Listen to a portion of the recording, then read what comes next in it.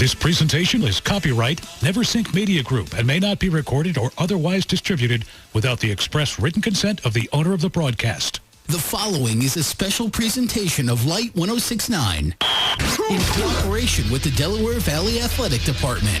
This is Light 106.9, your home for Delaware Valley sports. Someone said football, so I come running. It's Friday night. Turn on the lights and let's get ready to rumble. Who's ready for some football? Are you ready for some football?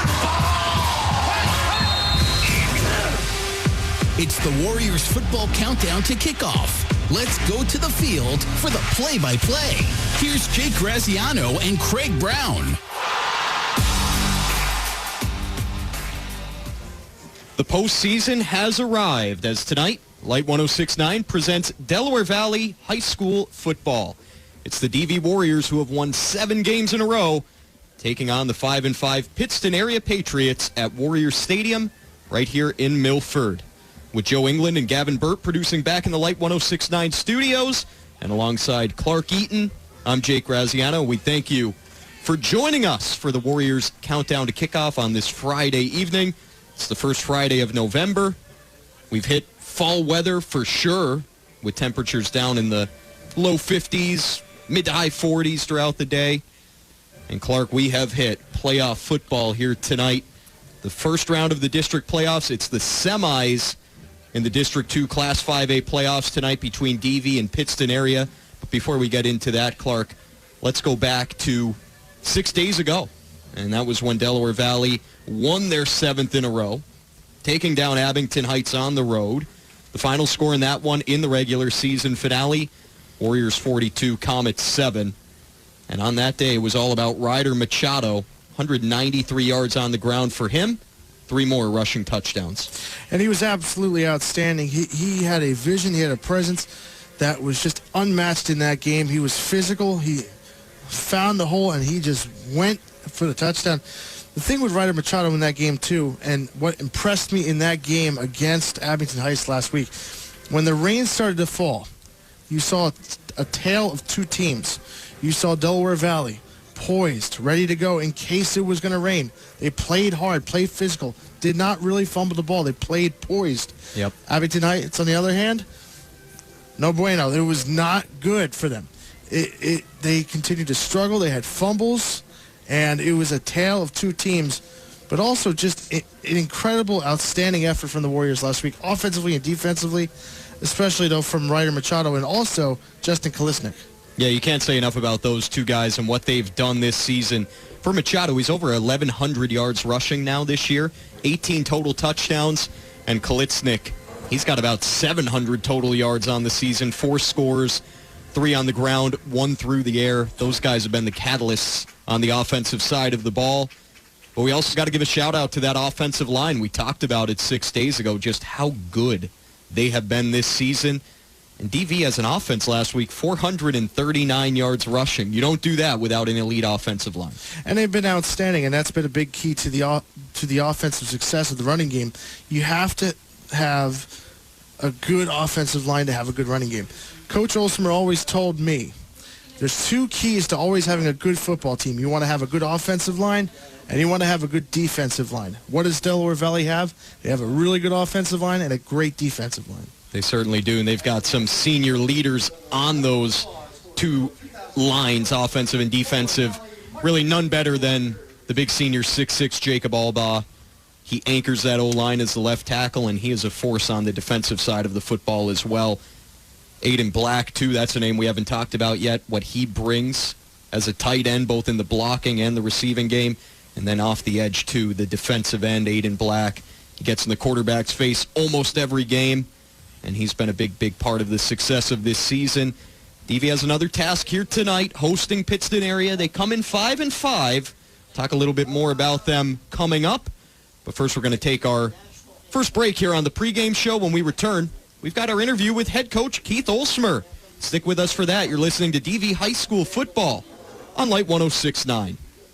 Get fresh this holiday season with help from Olsemer's Christmas Tree Farm. Open Saturdays and Sundays, 9 a.m. to 4 p.m., now through December 24th at noon. Open Black Friday. The tree pricing is as follows. 6 feet to 8 feet, $50, and trees over 8.5 feet, $80 with a coupon. $5 coupons can be from the newspaper or online at olsemerstreefarm.com. Get fresh this holiday season with a fresh cut tree, wreath, or swag from Olsemer's Tree Farm. Exit 17 from Route 84 in Sterling, Pennsylvania. Just follow the signs. If you've suffered an injury in New York, New Jersey, or Pennsylvania, you need to call the law firm of Zimmerman and Oliger. They have a concentration in personal injury litigation as well as family law and criminal defense. If you need help getting your life back on track, call them at 570-296-7300 or visit tristatetrial.com. The law firm of Zimmerman and Oliger. They are your tri-state trial team. When the game is on the line, the Warriors count on their coaches to help them come out on top. Just like you can count on the experts at Olsemer Clark Insurance to tackle all your insurance needs. From business to personal, auto to home, Olsemer Clark Insurance has the skill to find the right coverage at the right price to help you protect what matters most. As an independent insurance agency, Olsemer Clark gives you the power of choice. Visit olsemerclark.com. Learn more about how you can protect what matters most to you with the help of Olsemer Clark Insurance. Hey, it's TC at Action Bikes and Outdoor, hoping that you are having an awesome and active fall season. Our paddling season is winding down, and we are cranking up the bike riding and enjoying the fall foliage. Let us know how we can help you get outside and enjoy it too. We are offering bicycle service packages, rentals, clothing, accessories, and sweet deals on many in-stock hybrid, mountain, gravel, and BMX bikes. Whether you need advice, gear, or service, our super friendly and knowledgeable staff at Action Bikes, located in Port Jervis and Milford, is here and happy to help. Listen to the game on air and online. This is Warriors football on Light 106.9. Back now on the countdown to kickoff, we're joined by head coach Keith Olsemer. Coach, your team just keeps on rolling, 7 straight wins. Another big win last week against Abington Heights. What impressed you most about that effort last Saturday? I think the thing that impressed me the most was how our kids came out right out of the gate. We got a quick stop, then we got the ball and drove the field and scored, and that kind of set the tone for the rest of the game. Had great pressure on the quarterback. Some similarities here tonight, a really good quarterback, a good young wide receiver who can run around and make some plays on us. So we're gonna need that kind of effort right out the gate again. You referenced that receiver, Lepresto, he's 5'9", but there are a couple of guys with size as well in this Pittston area offense, and I'm sort of nitpicking here. I'm trying to find something that's been a little bit negative, and during this winning streak, there have been some bigger receivers who have been giving your defense some fits. Mason Fedor a week ago, Jake Holbert of Wallenpaupack, a couple of other guys as well. What does your defense have to do to slow down some of those bigger receivers? It's twofold. Number one, we got to get a better rush on the quarterback.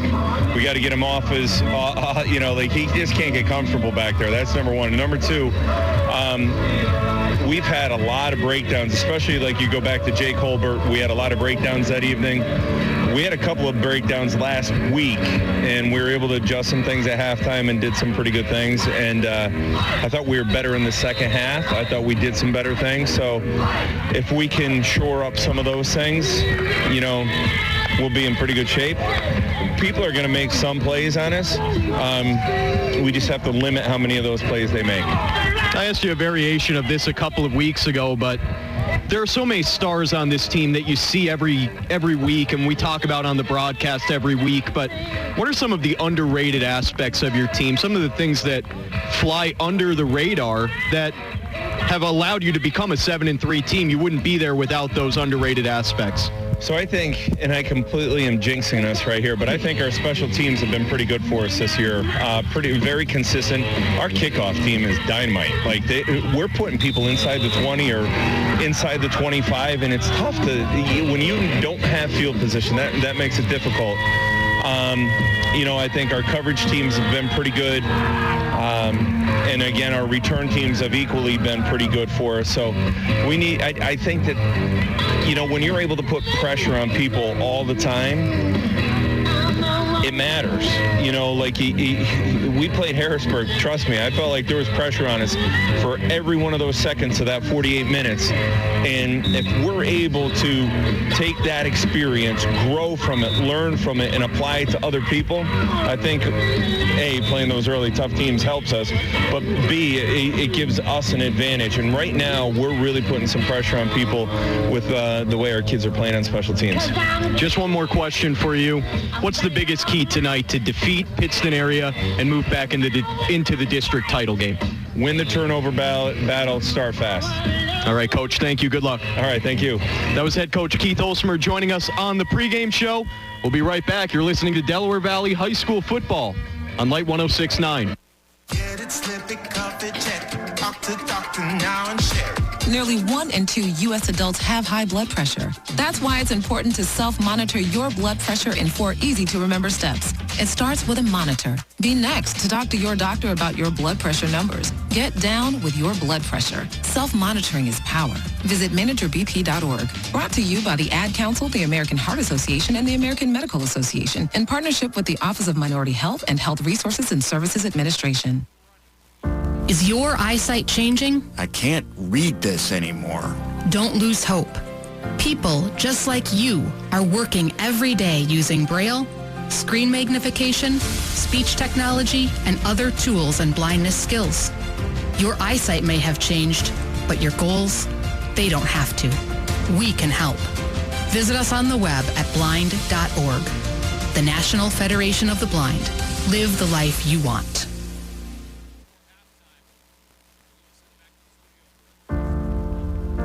All families are different, and some have parents or children with little to no eyesight. But this doesn't stop them from sharing the work, play, love, and laughter of family life.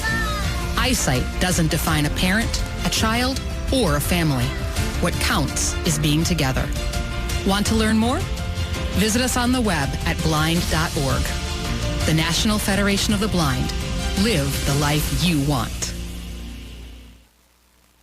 At the Veterans Health Administration, we provide life-changing care to over 9 million veterans across more than 1,200 facilities nationwide. Our hands are busy, competent, skilled, healing, helping, and friendly.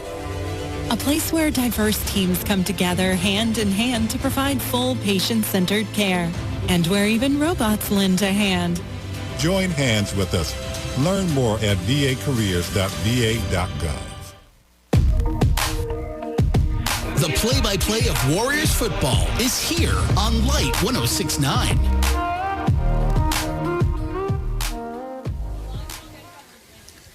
Back at Warriors Stadium as the countdown to kickoff marches on. We're about 10 minutes away from getting this one started between DV and Pittston Area. Let's talk a little bit about the Patriots now. Pittston Area comes in 5-5 on the season. It's been an up and down year for them. But first, Clark, I want to look back on the district semifinal from a year ago. And that was between these two teams. But it was at Charlie Trippi Stadium in Pittston. DV was on the road. And I remember Craig and I, we didn't really know what to expect in that game because Delaware Valley had just been coming off of a 38-13 bludgeoning against Abington Heights. They had really gotten beat up here in Milford. We didn't know what was going to happen in the district playoffs. And what did DV do? They came out and they won that game 41-0. It was a resounding effort. It showed that DV was going to come to play when they needed to in the district playoffs. Of course, we'll be hoping for more of the same here tonight.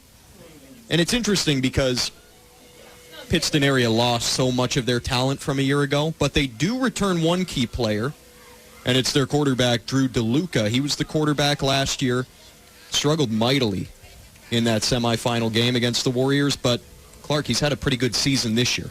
Well, he has had a very good redemption year. You look at his stats, 1,483 yards, 16 passing touchdowns to 3 interceptions, and you can't tell me that he is not motivated in this game. Yeah. He had a bad game last year. He's motivated this year. He is the leader of this team, and you know he's going to be coming out, firing out the gate, especially with a Pittston team, again, 5-5. There's low expectations. If I'm Delaware Valley, I don't want to fall into a trap game here. 5-5 could mean nothing if Pittston area can upset Delaware Valley tonight. Yeah, that's why Coach O said starting fast is the key here tonight. It's so important to get off to a good start. And you mentioned DeLuca as the leader of this team. It is his senior year now. So he's playing for his high school career here tonight. And there are some good options in that passing game. Some really good receivers as the Warriors run out onto the field. Very impressive is the freshman, Lucas Lepresto, who led the team in receiving this year, 652 yards for him. And then a couple of other good options, too. Matt Walter has over 400 yards in the receiving game. And Siren Bilbo, 256 of his own. So those three players, they've combined to go over 1,000 yards receiving. And DV's going to have to watch out for all three of them here tonight. And exactly. They had trouble with Feimer last week against Abington Heights. Again, Lepresto, 652 yards, 8 receiving touchdowns on the year. That is no pushover at all. No. 8 touchdowns on the year, almost 700 yards receiving. He's a threat out of the slot. Yep. And again, Matt Walter, another weapon, 425 yards, 3 touchdowns on the year. So they have some weapons in Delaware Valley. They're going to have to definitely keep them on guard. I wouldn't be surprised in this game if Lepresto is used maybe in the backfield or in a jet sweep, try to trick Delaware Valley off guard.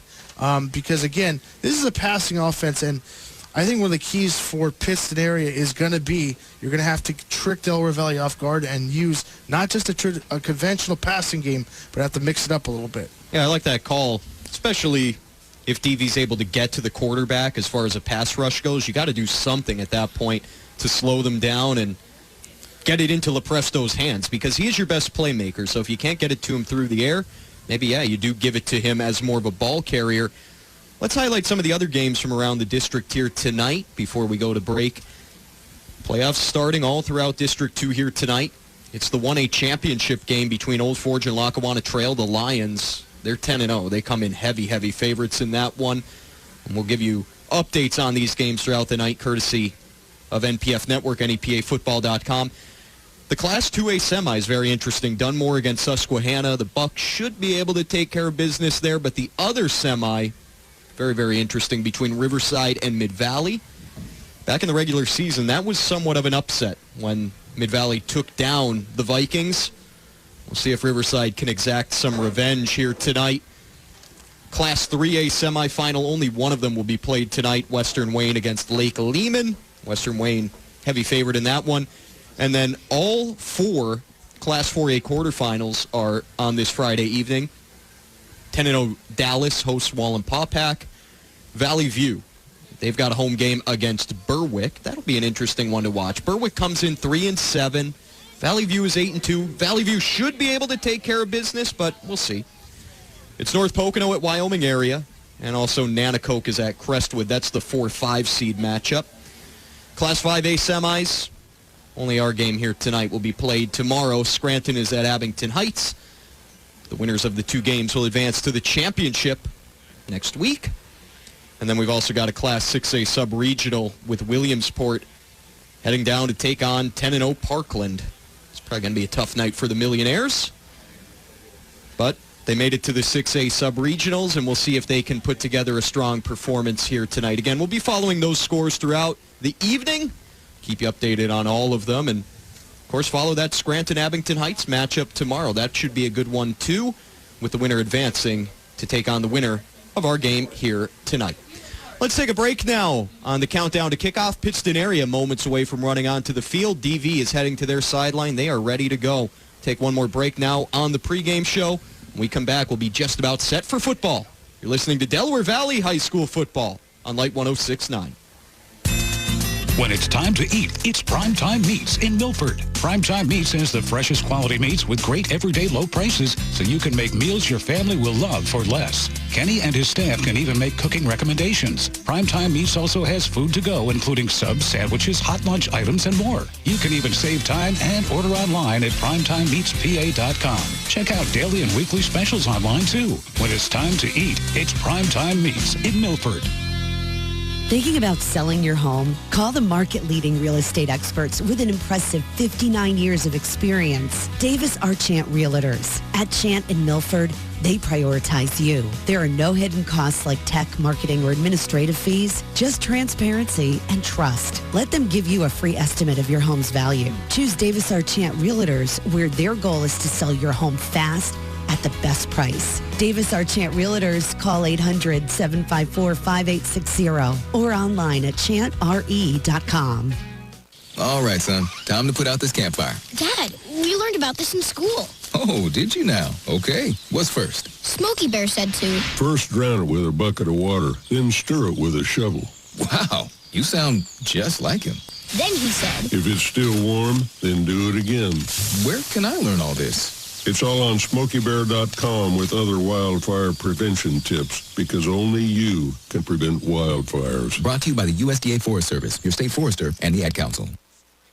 Hi, I'm Danica Patrick. Watching my nieces grow, play, and learn is amazing, but not every child gets to be carefree. 1 in 6 kids in the U.S. are hungry. This breaks my heart, and it's something that Feeding America is working to change. Each year, the Feeding America network of food banks rescues billions of pounds of good food that would have gone to waste and gives it to families in need. To help, visit feedingamerica.org. Brought to you by Feeding America and the Ad Council. You're listening to Warriors football on Light 106.9.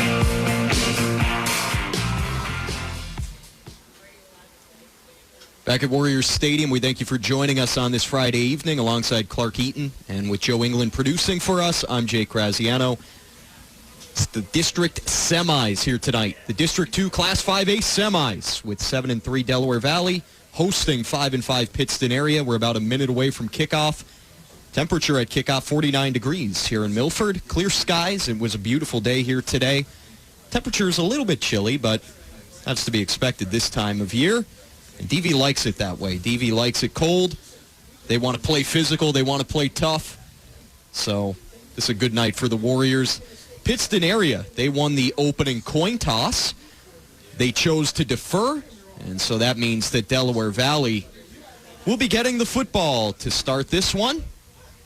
Coming off of 7 consecutive victories to end the regular season 6 days ago. In the finale of the regular year, it was a 42-7 victory on the road at Abington Heights.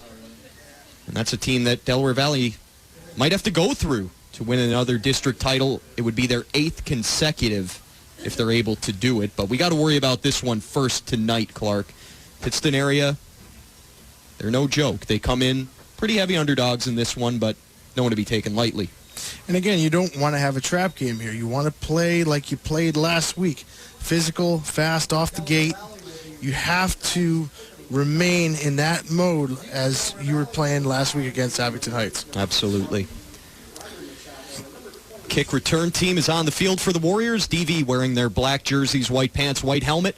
For Pittston Area, it's an all-white look. Red numbers on the white jersey for the Patriots. White numbers on the black shirt for the Warriors.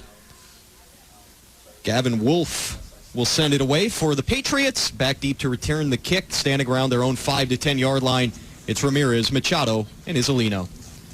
Line drive kick will bounce around the 5 yard line and be fielded by Jaden Ramirez at the 1. Ramirez crossing the 10, now the 15, 20 down the sideline past the 25. Ramirez sidesteps and he gets brought down finally at the 30 after a nice return. That could have been a little bit worrisome there, Clark. But Ramirez was able to get back to it and got it all the way back out to the 30. Well, he made something out of nothing. It could have been at the end zone, and to return it all the way to the 30, just a really great return there by Ramirez. We have begun the primetime meets opening quarter. DV will come out in the pistol with Olsmer in the gun. And Machado a couple steps behind him. Logan takes the snap, quick hitter to the outside, complete to Corey. And Corey will pass the 35-yard line up to the 36 on a gain of 6 of first down. For Corey, that's his 8th reception of the season. Interesting play there on first down. Usually you would see a run power on first down. Instead, they go with the quick curl route and works to perfection. A very successful opening play. DV moving from our left to our right, and they're going to stick in that pistol formation. Olsmer in the gun, Machado behind him, and Kalitsnik in as a wing blocker. It's a handoff to Machado, who goes up the middle. Machado's past the 40. He's got a first down, and he's finally brought down at the 44 with a gain of 8. Ryder Machado, who came in with 1,119 yards rushing this season, adds to that total there. DV will stay in that same look. Pistol set as opposed to the eye. 1st and 10, they gave him the 45. Play action fake. Olsmer throwing out to the flat, and it's a little too low for Kalitsnik. Justin able to get his hands on it, but it was down around the ankles, and it falls to the ground incomplete. Well, that was a rush throw there by Olsmer. He had the roll out to his right. He was getting pressure in his face and just threw it a little too quickly to Kalitsnik. It brings up 2nd and 10 at the 45. No score on this opening possession. 10:50 remaining in the first quarter. And Olsmer, he's in the gun now with Kalitsnik standing to his left. 3 receivers to the far side left of the formation. 2nd and 10. It's a handoff to Kalitsnik up the middle. Justin's past midfield, past the 45 of the Patriots. Lowers his shoulder and has a first down inside the 40 on a gain of about 15 for DV. Warriors are going to go no huddle right back up to the line. 1st and 10 now from the 40 of the Patriots. 10.5 to go, opening frame. Sticking with that pistol set. Logan hands it off to Machado. Machado up the middle past the 35. Cuts it outside past the 30.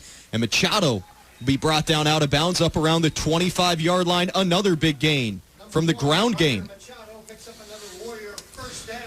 And early in this game, Jake, you're seeing that 1-2 punch, just a continuous motor of Machado and Kalitsnik together.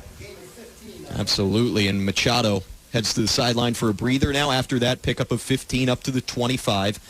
Olsmer under center for this snap. Kalitsnik behind him, gives it to the senior tailback, and Kalitsnik will fall down in front of the 20-yard line up to about the 18-19.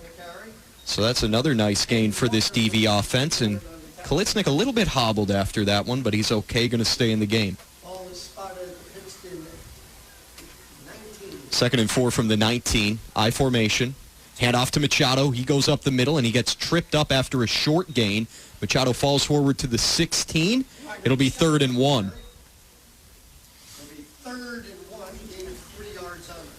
3rd and 1, about 2.5 minutes into this one. Jaden Ramirez is in. He's isolated to the left of the formation, and Corey is to the near side right. We do have a whistle on the field, a stoppage, and a timeout called by the Patriots. Take a timeout, too, with 9:28 to go in the opening quarter. No score. You're listening to Delaware Valley High School football on Light 106.9. When it's time to eat, it's Primetime Meats in Milford. Primetime Meats has the freshest quality meats with great everyday low prices, so you can make meals your family will love for less. Kenny and his staff can even make cooking recommendations. Primetime Meats also has food to go, including subs, sandwiches, hot lunch items, and more. You can even save time and order online at primetimemeatspa.com. Check out daily and weekly specials online, too. When it's time to eat, it's Primetime Meats in Milford. All season, don't miss the action of DV football. Home or away, we'll carry the play-by-play here on Light 106.9. 3rd and 1 for the DV offense. They're on the 16-yard line of Pittston area on this opening possession of the game. They come out in the eye. Kalitsnik, Machado behind Olsmer. Machado gets the give, goes up the middle. Machado to the outside, inside the 5, into the end zone. Ryder Machado continues his excellent season with his 19th touchdown of the year. And it's 6-0 Warriors with 9:21 to go in the first. What a great drive by the Warriors. Fast, physical. They used their 1-2 punch. All the elements of how great they played against Abington Heights last week. What a great opening drive by the Warriors. Big statement from DV to open up this game. And Everett Bell puts the extra point through. So it's 7-0 DV after the opening possession of this contest. We'll take a quick break. You're listening to DV High School football on Pike County's hometown station, Light 106.9. The Delaware Valley offensive line protects the quarterback and keeps the opponent from breaking in. Just like how the experts at Ulster Clark Insurance can help you best protect what you value most in business and in life. Their insurance advisors have a strong passion for insurance, and they treat customers like family. As an independent insurance agency, Ulster Clark gives you the power of choice. Visit ulsterclark.com. Learn more about how you can protect what matters most to you with the help of Ulster Clark Insurance. Yard by yard, play by play. This is Warriors football on Light 106.9.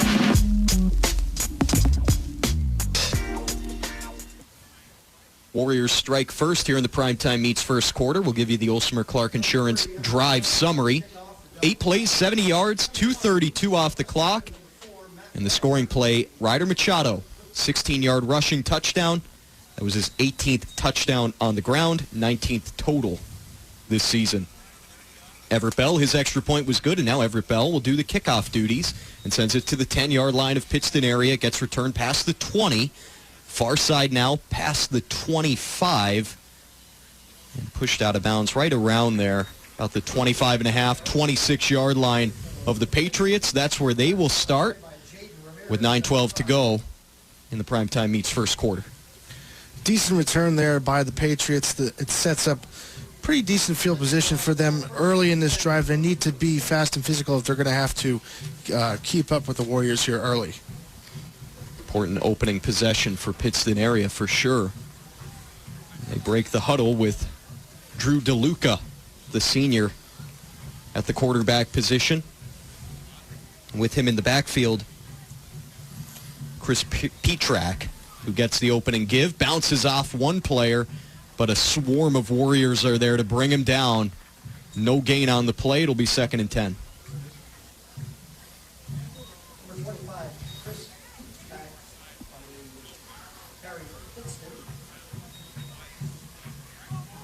Clock ticks inside of 9 minutes to go opening quarter.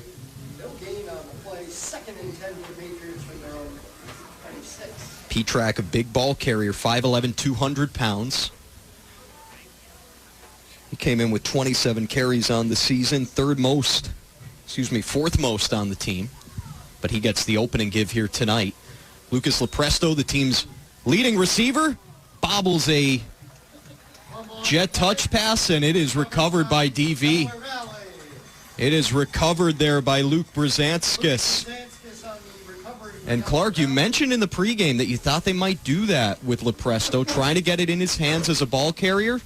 They attempted it on the second play of the night, and it was disastrous. It was, and now the Warriors look to take advantage here. So a fumble for the Patriots on their opening possession. DV will have it now, 1st and 10 at the 16 of Pittston area.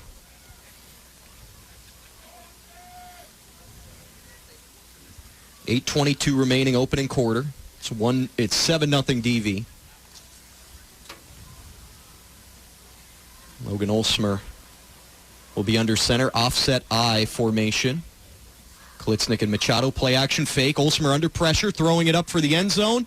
It's incomplete. Logan was hit hard there, able to get it away, and that is rare to see Logan Olsmer get hit that hard.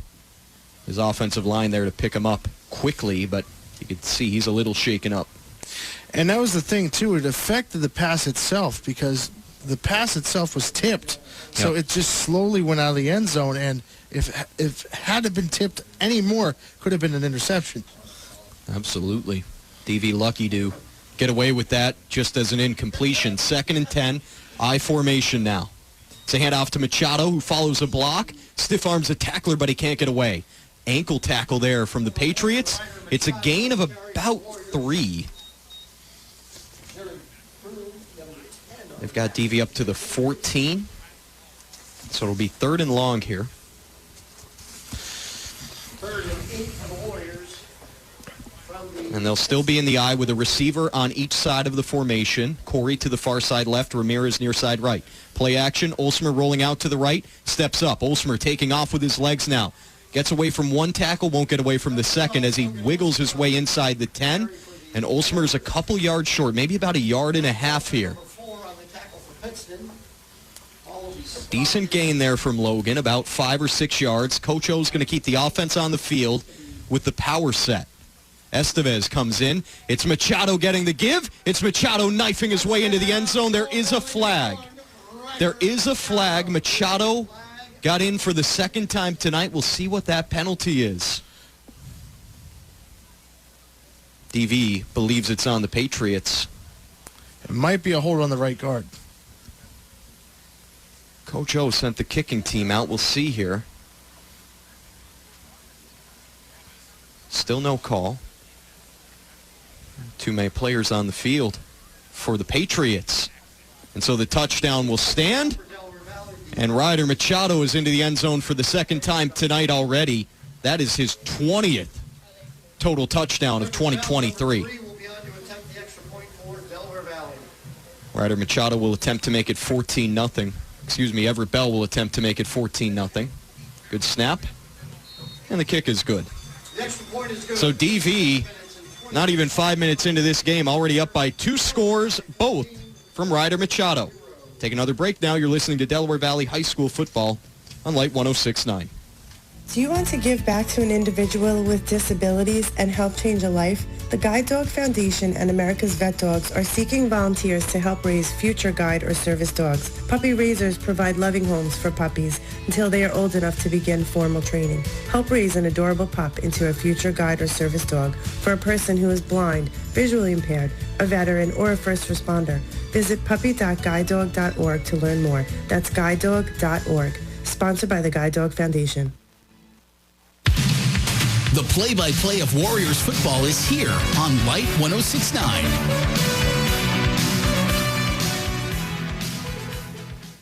Two DV possessions and 2 Ryder Machado touchdown runs here tonight. Olsmer Clark Insurance Drive summary: 4 plays, 16 yards, 1 minute off the clock. And for Machado, it was an 8-yard rushing touchdown this time.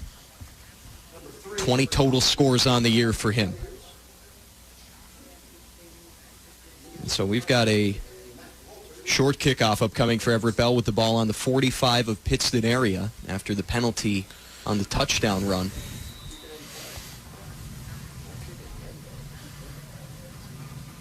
And Everett Bell will smash it into the end zone. It'll be a touchback, and the Patriots will have it 1st and 10 at their own 20 on their second possession of the game. On the second play from scrimmage for the Patriots, they fumbled it away to DV. The Warriors were able to take advantage 4 plays later, getting into the end zone. Now the Patriots, who come in 5-5 on the season, led by their senior quarterback, Drew DeLuca, will break the huddle here, moving from our right to our left. They're going with a pistol set 2. And the back is Brody Spindler. Spindler will get it, go up the middle. Lower his pads for a couple of yards.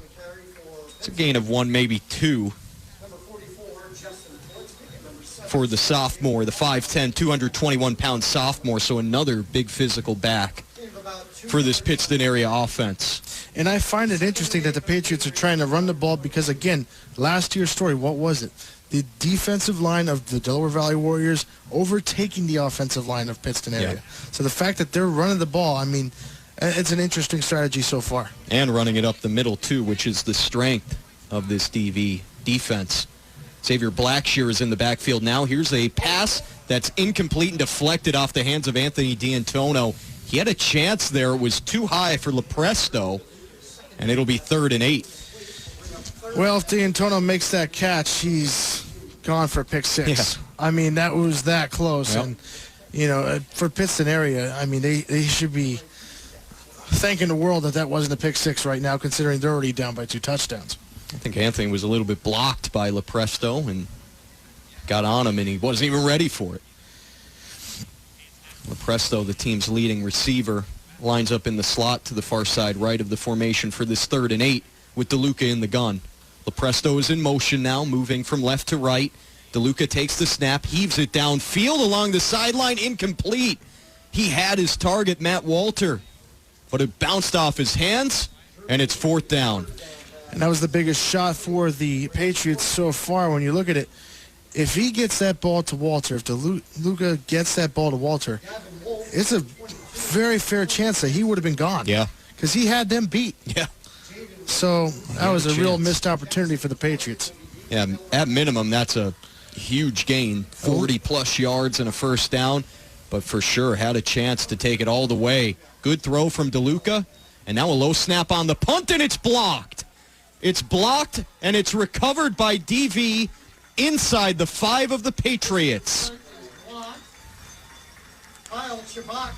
Low snap that was not handled well. And DV comes in to block the kick, and they will have it first and goal inside the 5, already up 14-0. Delaware Valley up the ball, first and goal from the Pittston 4. This has been about as good of a start as you could ask for if you're Coach Olsmer. Power eye set, 3 backs behind Olsmer. Logan hands it off to Machado. Machado looking for his 3rd of the night. And he is in. Touchdown, Delaware Valley. Ryder Machado has got 20 rushing touchdowns this season. 3 in the first 5:40 of this contest. It's 20-0 DV with 6:20 to go in the first. Just what a statement here by the Warriors, and it shows the difference of this game so far is opportunities. The Warriors have taken advantage of their opportunities. The Patriots have not. Extra point. It's good. Everett Bell 3 for 3. 6:20 to go in the primetime meets first quarter. 21-0 Delaware Valley. We'll cut to break. You're listening to Delaware Valley High School football on Light 106.9 and online on the WYNYradio.com. Babes, what are you doing? What? I'm just mowing the lawn. No, it's blazing hot and dry out here. Don't you remember? Smokey Bear says. Avoid using power equipment when it's windy or dry. Where'd you learn this? Oh, it's on SmokeyBear.com with many other wildfire prevention tips. Right. Thanks, Honey Bear. Because remember, only you can prevent wildfires. Brought to you by the USDA Forest Service, your state forester, and the Ad Council. This is Light 106.9, your home for Delaware Valley sports. This is Warriors football on the Light.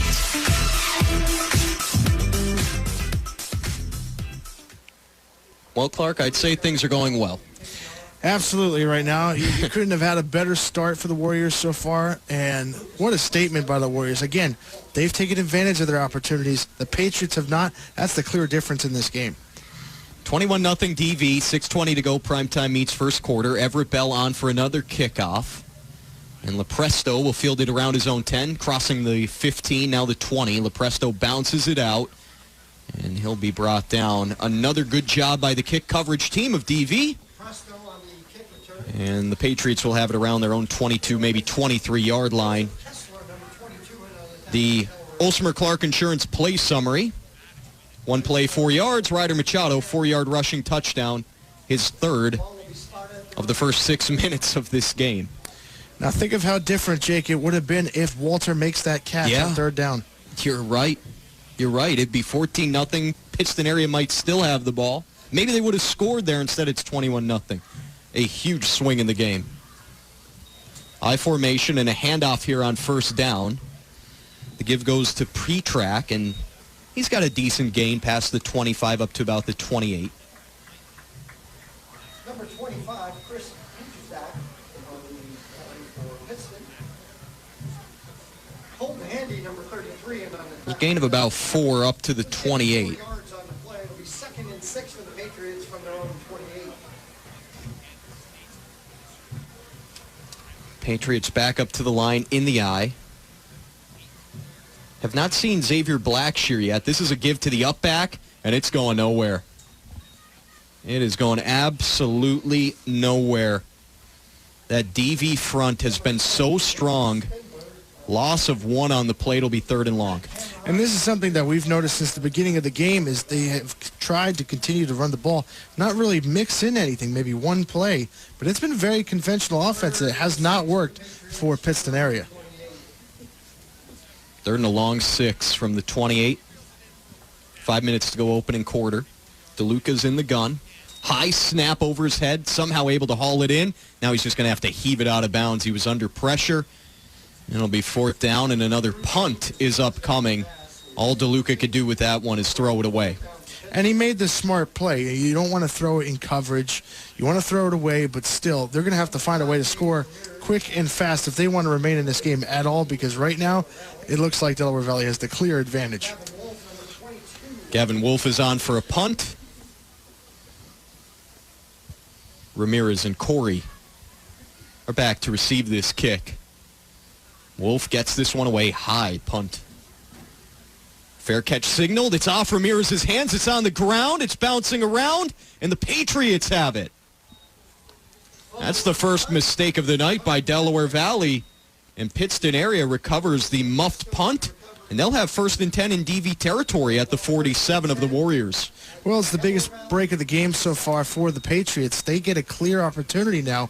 You cannot continue to run this conventional offense. You have to mix it up. Maybe some play action or the screen game with Laporta. You have to mix in some plays here. You can't run a conventional offense against the Warriors. Yeah, I'm with you on that. You can't just keep running it up the middle and expect things to change. That is the strength of DV's defense. Patriots will come out in the gun now.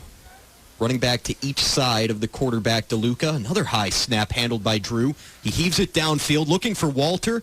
It's a little bit too long. Threw it into double coverage. It falls to the ground. It's 2nd and 10. If he held on to that ball for a half a second more, he might have had Walter in double coverage, because that was a needle thrown by DeLuca. So if he had hung on to that ball for a half second more, he might have had Walter there. Yeah, Walter comes in as the team's 2nd leading receiver, 425 for him on the year. 3 receiving touchdowns as well. 2nd and 10 from the 47 of DV. 21-0 Warriors lead. We've got 4:41 to go in the first. Here's an eye set on this 2nd down and 10. It's a handoff to Petrak, and he's blown up by Albaugh in the backfield. Jacob Albaugh, a few others in there as well. It's a loss of 1.5 yards. It's 3rd and long.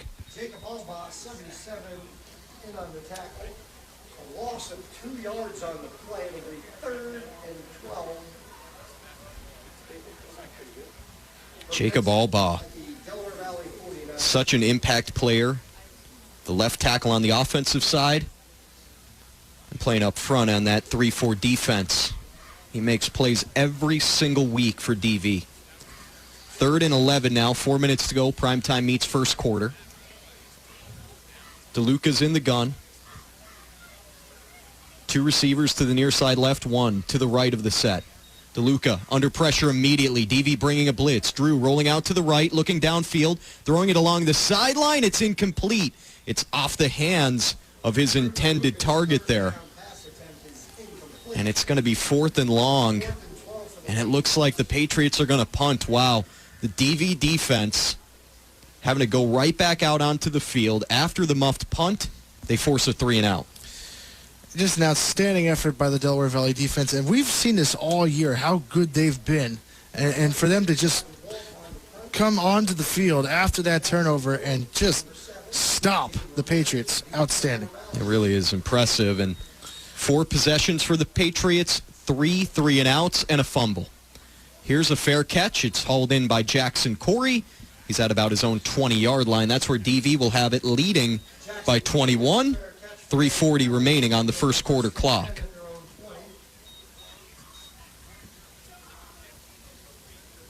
This will be the 4th offensive possession for Delaware Valley. The first 3 have all ended in Ryder Machado rushing touchdowns. Well, if there was ever a time to stop the Warriors, if you're Pittston area, right now would be the time. You're down 21-0 in the first quarter. You have to stop them here. This is the biggest defensive drive for the Patriots so far. Pretty important for them to stop the bleeding here a bit. Olsmer is in the gun. Klitsnik standing to his right. Logan will roll out to the right, thrown to the flat, complete for Black. Aiden Black has a decent gain on first down across the 25 and up to the 26 for about 5, maybe 6. Ball will be spotted at the 26. Gain of 6 yards on the play. 2nd and 4 for the Warriors. Warriors back in the eye now. Klitsnik, Machado. Ryder gets it, goes up the middle, and he's got a first down up to the 34, 8 yards for Ryder. DV right back up to the line, relentless here tonight. 1st and 10 up to the 34. Ball is on the ground, and Logan picks it up and will end up getting a couple of yards out of this. There was trouble on the handoff there, but Logan didn't panic, picked it up, somehow gained 4 on that play. And that's that quarterback awareness that Logan has gained over the last few weeks. That's smart awareness. When there's trouble around, he picks the ball up, gets a few yards, makes something out of nothing. It was a great play there by Logan. Yeah, don't panic. Logan Olsmer almost never does. 2nd and 6 at the 38 now. Play action. Olsmer looking downfield, throwing it up for Aiden Black. Jump ball, juggled, incomplete. Little bit underthrown there by Olsmer. Aiden had to come back for it. Bounced off the numbers on his jersey. There was good coverage on the play. It's going to be 3rd and 6. Well, that was a great breakup there by Barnick. Barnick having a tough matchup with Aiden Black, who's just a monster of a man at tight end. And for him to break up that pass, that was really good defense there by the Patriots. Absolutely. That was a great play, especially considering Aiden Black had some separation. Another play action here, and Olsmer is brought down from behind. A blindside sack. And that is going to force a DV punt after a loss of about 5. Now Savage on the sack. Big play for the Patriots to stay in this game, and a big stop there by the Patriots on this drive. Logan Olsmer took a good shot there. Good on him to be able to hang on to the football there. Now Logan will stay on for the punt. Minute 45 remaining in this first quarter. Low snap bounces to Olsmer. He gets the kick away. He'll bounce around the 40 and take a great roll for DV inside the 30, inside the 25, and downed at about the 22 by Colin McGarvey. Patriots will come back out onto the field after getting their first defensive stop of the night.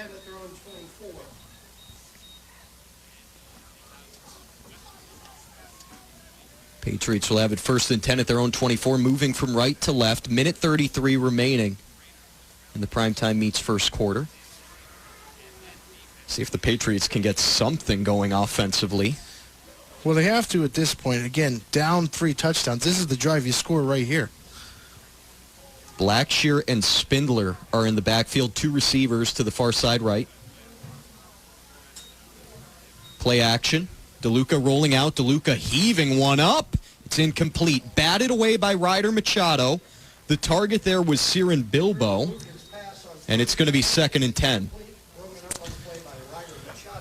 Well, again, what has been the clear difference in this game? Opportunities. Delaware Valley has taken advantage of their opportunities.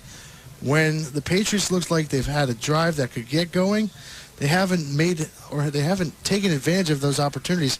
And again, that has been the clear difference so far in this contest. Brings up a 2nd and 10. That was an opportunity there to complete a pass, but DV got good pressure on the quarterback, and of course Machado knocking it away to force the incompletion. Here's a handoff to Blackshear, and Blackshear runs right into the teeth of the defense. In there on the tackle, Pasquale Ventucci and a couple of others. It'll be 3rd and 9. They're going to give Blackshear an extra yard. It'll be 3rd and 8 at the 26. Xavier Blackshear came in with the most carries on this Patriots team, 74 of them. Second leading rusher with 246 yards on the ground, 2 rushing scores for Xavier.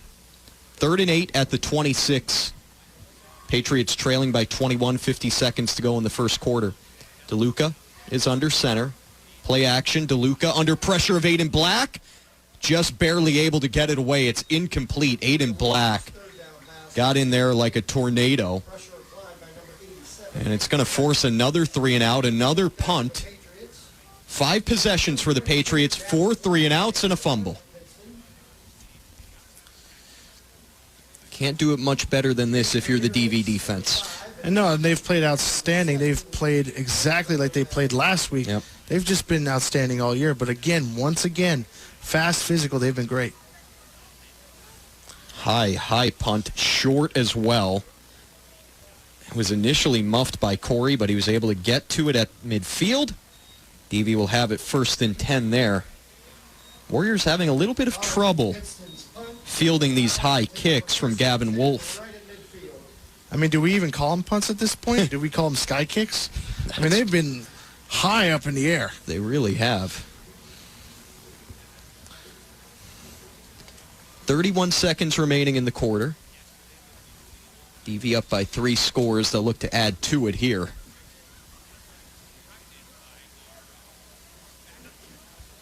Warriors have been up-tempo quite a bit tonight. Absolutely, yep.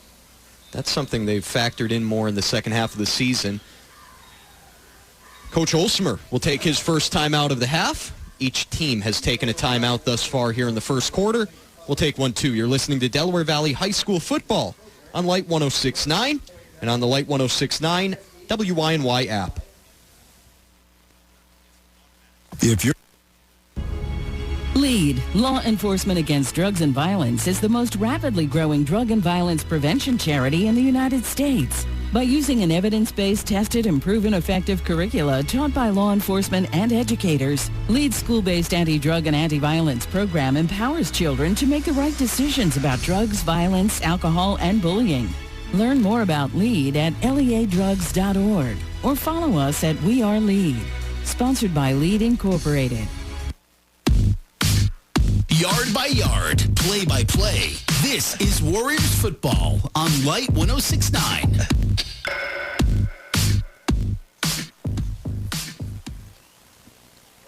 Back in Milford, start of the possession. DV 1st and 10 from midfield. They're leading 21-0 with about half a minute to go in the opening quarter.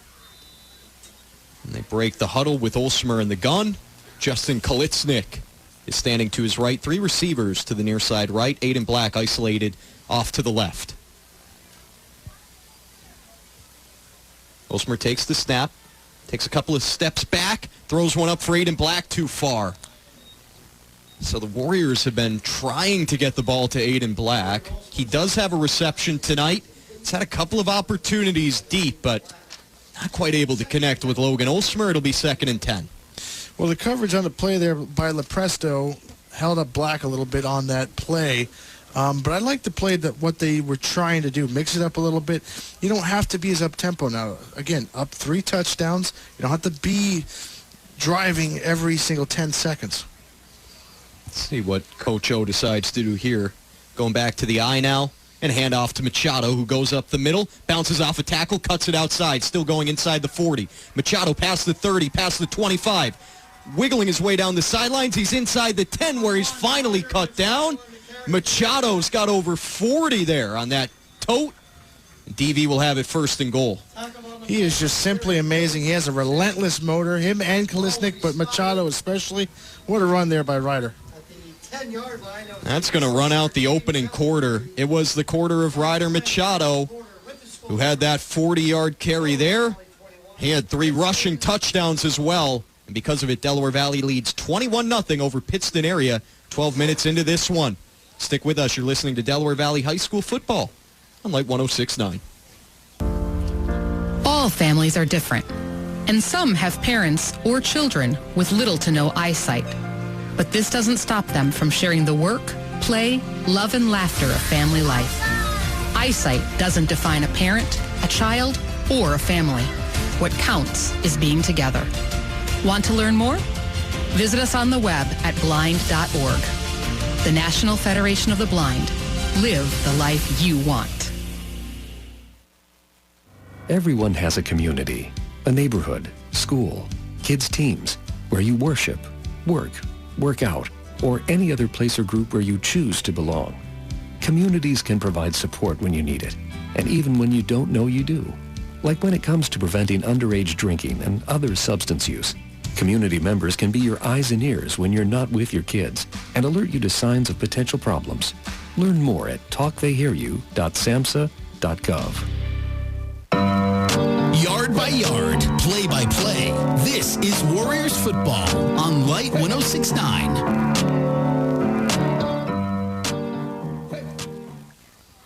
the start of the second quarter. DV has it first and goal at the 10 of Pittston area. Already leading 21-0, looking to grow that advantage. Logan Olsmer here is under center with Justin Kalitsnik behind him. It's a give to Justin, who goes up the middle, fighting for extra yardage, pushing his way inside the 5. And Kalitsnik got all the way up to about the 2-yard line on a physical run and a gain of 8. Gain of 8 yards on the play. Love the push there from the offensive line there to get Kalitsnik to that 2-yard line. They've looked great all year. They really have. Ryder Machado checks back into the game.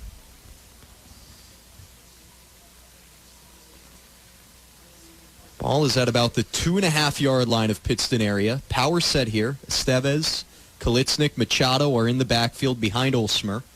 10 seconds on the play clock. Logan snaps it, hands it off to Kalitsnik. He's in untouched. Touchdown, Delaware Valley. Justin Kalitsnik for the first time tonight.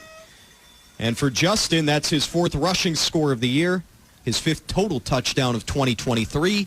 And with 11:16 to go in the second quarter, it's 27-0 Warriors. Number 3, Everett Bell will be on. Everett Bell on for another extra point. Everett Bell, he's 4 for 4 tonight. 11:16 to go in the half. DV up by 4 scores. We'll be right back. You're listening to Delaware Valley High School football on Light 106.9. I just had another dizzy spell and almost fell. I'm scared they will get worse and never go away. You're not alone. 69 million people suffer from dizziness and vertigo. I wonder if there's help. There is. The Vestibular Disorders Association has a helpline at 800-837-8428 or visit liferebalanced.org. Can you repeat that? 800-837-8428 or liferebalanced.org. Sponsored by the Vestibular Disorders Association. You're listening to Warriors football on Light 106.9. A 2-yard rushing touchdown from Justin Kalitsnik and yet another extra point from Everett Bell gives Delaware Valley a 28-0 lead. 11:16 to go in the second quarter. The Olsmer Clark Insurance Drive summary: 4 plays, 50 yards, 75 seconds off the clock. And Everett Bell will continue his kickoff duties now and send it back to the Patriots.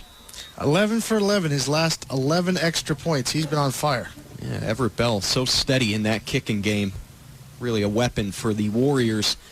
Kickoff fielded around the 15. Across the 20 goes Lepresto. A nice return here past the 30, and he's finally spun down at about the 34-yard line. Lepresto, he's had a couple of nice returns here tonight. And the Patriots now, they're going to get their best starting field position of the night, not counting that muffed punt when they started on the DV side of the field. But outside of that turnover, beginning on their own 34, that's the best spot that they have been at tonight. And that was a good return, and they've had looks to get that drive going, and it just has not worked for them so far. They've had a couple of nice passes by DeLucia to Walter that just haven't clicked. And so far, Lepresto has been quiet on the offensive side of the ball. No receptions for their leading receiver. Here's a handoff to Xavier Blackshear, and again, there's really nowhere to go. Blackshear fell forward for maybe half a yard. But that's about it. That DV defensive front active as always here tonight. Sean Finan was in that time. Ventucci as well. Those big bodies up front doing the dirty work. Well, they've just looked like a brick wall. They're known as the Great Wall of Warriors. Is that right? And that's exactly what they're known as. And they have just been a brick wall tonight. 2nd and 10 at the 34. DeLuca's in the gun now. Lepresto is in motion, moving from the right side of the formation to the left. Here's a screen pass too high for Walter and incomplete. There's another one, Clark. Another opportunity with Walter. Just not able to connect. These two have been off all night. And they've had looks. They've had a few looks in this game. They just have not had the time to connect. Yep. And it's really cost them in this game so far. Yeah, that pass rush is in DeLuca's mind. He's getting it out quick every single time. That's been a big factor on why these passes are not being completed. 3rd and 10 now at the 34. Aiden Black and Luke Brzanskis, they'll be the two edge rushers here. Brzanskis has a fumble recovery in this game. I formation, Blackshear is the tailback. DeLuca under center, hands it off to Blackshear. He goes up the middle. He gains about 4, well short of a first down. And it looks like Pittston Area is going to have to punt yet again. Would have made sense on 3rd down if it was a setup play. You go for it on 4th down, but when you go for a play like that on 3rd down and you want to punt on 4th down, I start to question the decisions a little bit of the head coach here of the Patriots. I'm with you. I think that's one where you're worried about this pass rush. You maybe try to catch DV off guard. A fair catch by Jackson Corey. They'll have it 1st and 10 on their own 37-38. But yeah, running it on 3rd and long, that's not going to get the job done. And that's the thing, too. You want to go for it on 4th down because you don't want to tire out your defense. I mean, the Warriors have just dominated the time of possession in this game. You're right. And it has tired out this defense. And when you're down 28-0, people expect for you to go for it on 4th down. Mike Izzolino, he checks into the game as a tailback here. Olsmer in the pistol. Logan turns around, hands it off to Izzolino. Izzolino loses the football. It's on the ground. And it's recovered by the Patriots. Wow. That is a big mistake by DV, and the Patriots have their second golden opportunity of this night. They'll have it 1st and 10 on the DV 39. That just popped right out of the arms of Mike Izzolino. Second fumble of the night by DV. Izzolino has been so good as that 3rd running back this year, but the one area where he has struggled a little bit is with fumbles. And we haven't been too kind to the Patriots, but that's the 2nd turnover by Delaware Valley tonight. You don't want to make those mistakes against an Abington Heights, against a Scranton Prep. That's a great point. Yeah, you can't be doing that moving forward if you're DV. 1st and 10 Patriots on the Warriors 39. They come out in the eye here. It's a handoff to the fullback, Spindler. Spindler will gain about a yard up to the 38.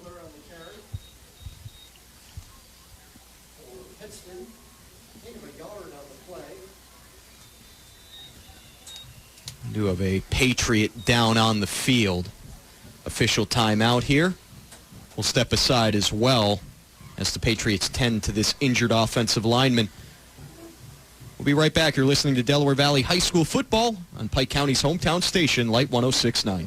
Get it, slip it, cuff it, check it. Talk to doctor now and share it. Nearly 1 in 2 U.S. adults have high blood pressure. That's why it's important to self-monitor your blood pressure in 4 easy-to-remember steps. It starts with a monitor. Be next to talk to your doctor about your blood pressure numbers. Get down with your blood pressure. Self-monitoring is power.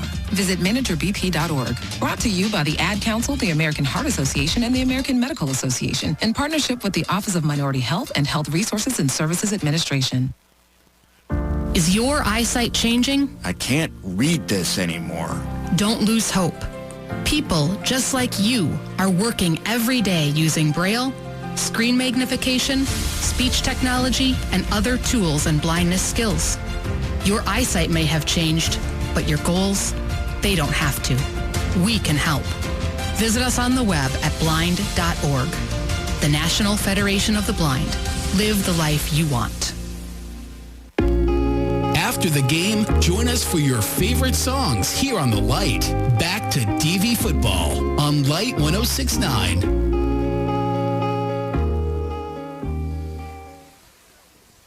The injured Patriot was helped off to the sideline. Wishing the best for him. The 2nd and 9 Pittston area. 9:16 to go first half. DV leading 28-0. Clock will start winding now as the Patriots get back to the line. DeLuca, the quarterback, is in the gun. Running back to each side of him. DeLuca rolling out to the right under pressure of Kalitsnik. Gets away from Justin. He's going to throw it downfield, throw it up. It's batted away, incomplete. There were two Warriors back there, and I think they prevented each other from intercepting that one. D'Antonio, Isolino were both back in coverage. It's 3rd and 9. Justin Kalitsnik came through. Got right in on DeLuca quickly there.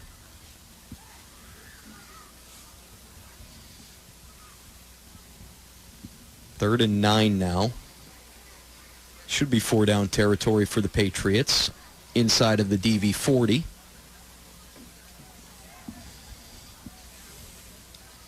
Shotgun formation, 2 receivers to the far side left, and now Lepresto will move that way, making it 3 receivers over there. DeLuca will just throw it away.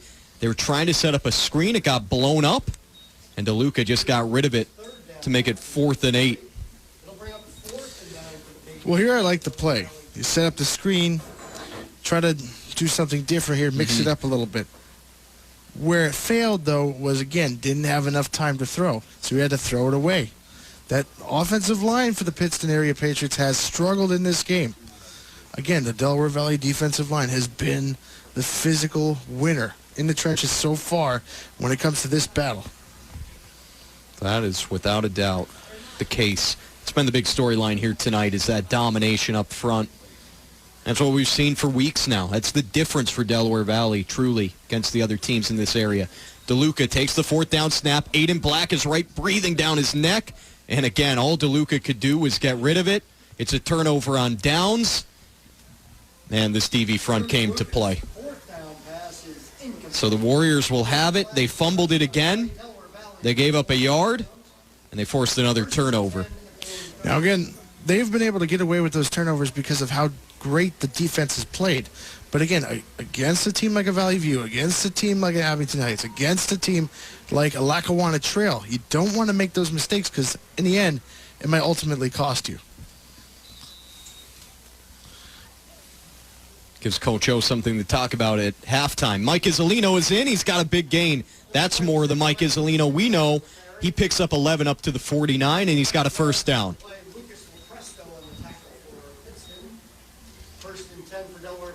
Mike Isolino came in 238 yards rushing on the season. He gets another give, goes up the middle. There is a flag on the play after a gain of 2 or 3. I love this, Clark, by the way. Coach Olsmer trusting in Mike Isolino, saying, you fumbled, that's okay. Move on. We're going to keep believing in you, give you the ball again. Well, he's trusting in his young running back, and he just got him the 1st down. It just goes to show the trust and the relationship these young players have with Coach Olsmer, who's a great football coach. There's a reason why he's had over 180 wins in his career. It's because he's that level of coach. Yep, without a doubt. There was a false start there, so that'll wipe out that play. It's 1st and 15. Back to the DV 44. Isolino still the back, standing to the left of Logan Olsmer, who's in the gun. Logan takes the snap. It's a screen pass out to Ryder Machado, who gets away from 1 tackle. Ryder down the sideline, crosses midfield, moves inside the 45 of the Patriots. Nice gain on that play. Gets right up to the 45 of Pittston Area. Picks up about 11. For Ryder Machado, his 7th reception of the season. And it'll be 2nd down and 4 now. That pistol set. Play action fake. Logan rolling out to the right. Hits Estevez in the flat. Complete. Who's inside the 40. Has a 1st down, and he's cut down at the 35. A gain of 10 for Justin. See, now I like that play there. You mix it up. You do a fake handoff. You get it to Estevez. Nice 1st down for the Warriors. Estevez stays in at the fullback spot. Isolino gets a give, goes up the middle, drags a few defenders with him, and falls ahead for a gain of 3. Isolino up to the 31 of the Patriots.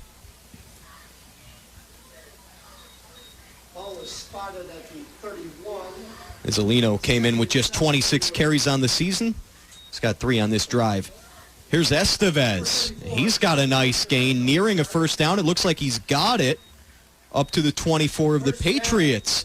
Needed 7, got 7. And once again, the Warriors are going up-tempo on this drive, and you're seeing the effect against this defense. It's tiring them out. 7:10 left in the half. DV up by 28. Handoff goes to Isolino. He's got a gaping hole to run through. Jumps over a tackle inside the 10, into the end zone. Isolino from 24 yards out has a touchdown.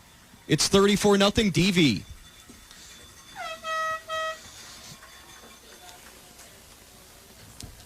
Just winning on all three phases of the ball are the Warriors here tonight. And once again, another really good drive, really strong drive, especially with the running game here for the Warriors. Number 3, Everett fell under return the effort.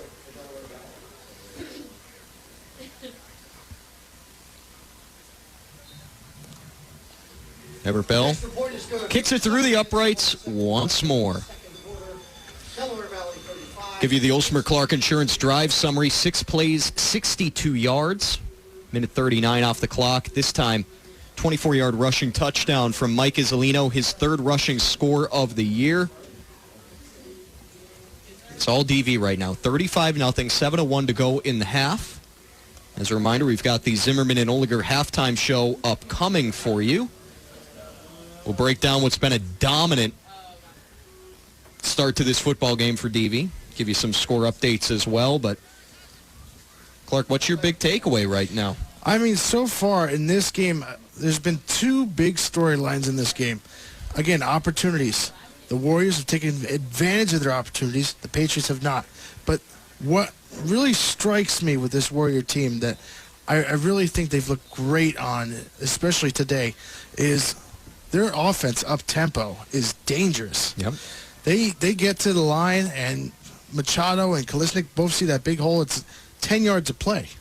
And that's going to be a big factor for them moving forward. I think you got to stay up-tempo because this offense looks very good when they run up-tempo. Yeah, throughout the year, really, they have been at their best when they go with that no-huddle look. And it's something that Coach O has been working in more and more throughout the season. Didn't see it too much early on, but during this winning streak, it's been a big factor.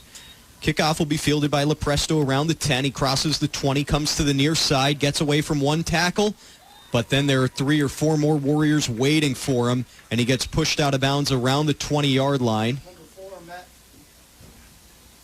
Coach said in the pregame show that the special teams unit has been great, and they're continuing that here tonight. Like I said, they've been winning all 3 phases of the ball so far tonight. Offense, defense, special teams. The clear advantage has gone to the Warriors. 1st and 10 Patriots at their own 20. 6:53 to go in the half. Been a tough night for this Pittston area offense. It's a bit of an understatement. They have yet to pick up a first down in this game. 1st and 10, Blackshear gets it, goes up the middle. Blackshear is stuffed after maybe half a yard. 2nd and 9.5.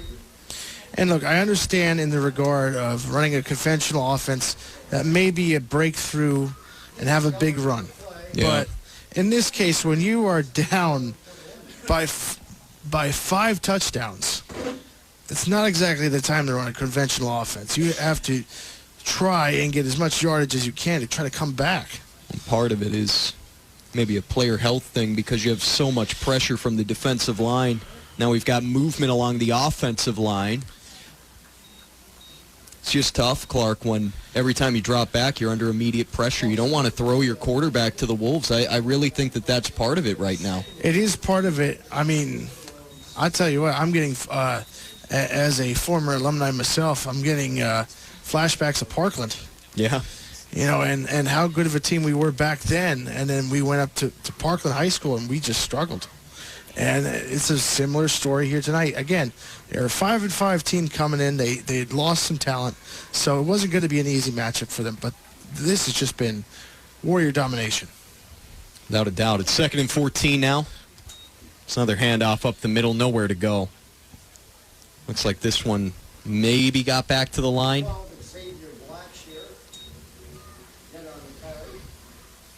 It's just nowhere for Pittston area to run. And one thing I will say is you can't keep running up the middle. You got to try to move it to the outside somehow. They tried that little jet touch pass early with Lepresto. It was fumbled. maybe you try something like that again. You can't keep running it up the middle. I mean, you really can't. You have to go outside the conventional offense. You have to go play action. Mm-hmm. Try the screen again. Just because it didn't work one time doesn't mean it's not going to work again. You're right. You can't be conservative in a playoff game. 3rd and long now. DeLuca in the gun. Blackshear standing to his right. Again, it's a handoff. This one off tackle, and Blackshear will pick his way for a decent gain across the 20 up to the 21. So he got past the original line of scrimmage, but he's well short of a first down. It'll be 4th and 9, and the Patriots will have to punt once more. I mean, look, you have a philosophy. That's clear. You want to run the ball. But against the black curtain owed to Coach Olsemer and his like of the Steelers, it just has not worked.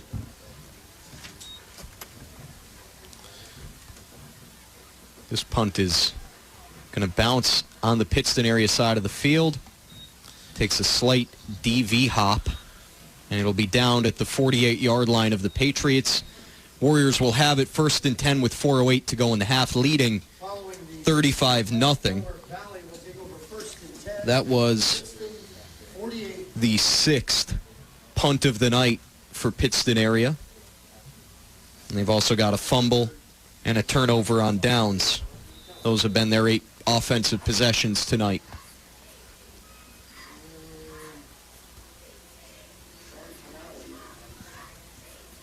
Some reserves checking in. Tyler Bird is in at quarterback.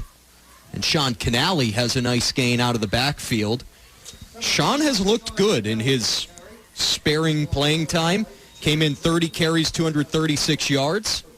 And he's got a good gain there on first down. And he had some nice runs against Abington Heights last week. He found the hole. He had good vision. Again, this shows Delaware Valley's depth.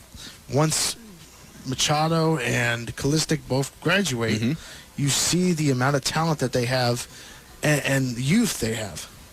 Gives you some hope for next year with Isolino and Canale. And here's a give to Estevez, and he's another guy who's going to be coming back. Falls ahead for about 2.5 yards. A little bit short of a first down. It'll be 3rd and half a yard.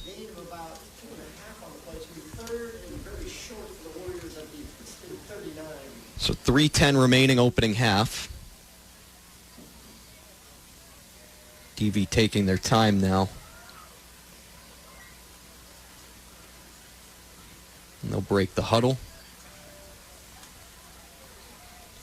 Colin McGarvey is in the slot at the wide receiver position, 3rd and 1.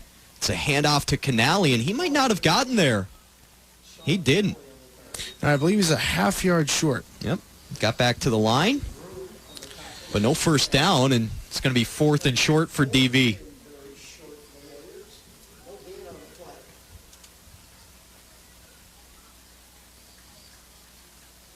Offense staying on the field as of now. Which makes sense because, again, it's only a half yard. Yep. So there's more than a very good chance to get this. It's just, how are you going to get this? If I'm Coach Olsemer, I might want to do a bootleg here. He's got his power set out on the field. It's a handoff. Canale up the middle, falls forward. Looks like he got right where he needed to. Maybe an extra yard. Sean's got a first down. Picks up a Warrior first down. Nothing fancy about that one, but it was effective. Moves the chains. It's up to the 38 of Pittston area, 1st and 10. 2 minutes to go in the half with DV up 35.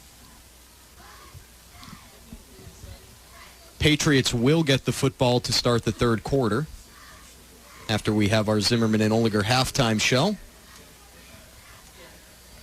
1st and 10, handoff. Estevez up the middle. He's got a nice gain. So it's good to see Justin getting some touches here in the first half. He had that reception on the last possession, a couple of carries here. He's going to be an important part of this team next year. You expect him to take over as the starting fullback for Kalitsnik. And they have a deep core. Again, you have Estevez at the fullback position. You have Isolino at the running back position. And then you also have Kaelin as well. So they have a deep running back core. Minute 10 to go in the half. Hand off to Canale. Canale explodes through, cuts it outside, has a first down. Sean Canale with a pickup of nearly 15. He's up to the 20 of the Patriots. And just think of this, Jake, the explosiveness next year of Isolino and Kaling together. I mean, there is some speed in that running back core, in that young running back core, that I think we're going to see next year. I'm with you on that. Both of them are just sophomores. Here's another give for Canale. Canale weaving his way, looking for a touchdown. He's a little short. Wow, what a run from Canale. He picks up 19 up to the 1. Clock is ticking inside half a minute to go in the second quarter. And he just picked his way through the defenders. Let's see if Coach O decides to just run the clock out here. Offense is in no hurry, and I think that's what they're going to do. They got up to the 1. And Coach is content with a 35-0 lead at half. That's going to do it for the first 24 minutes. What a statement DV has made here tonight in the district semis. 35-0 Delaware Valley over Pittston Area at the break. We'll take a break ourselves.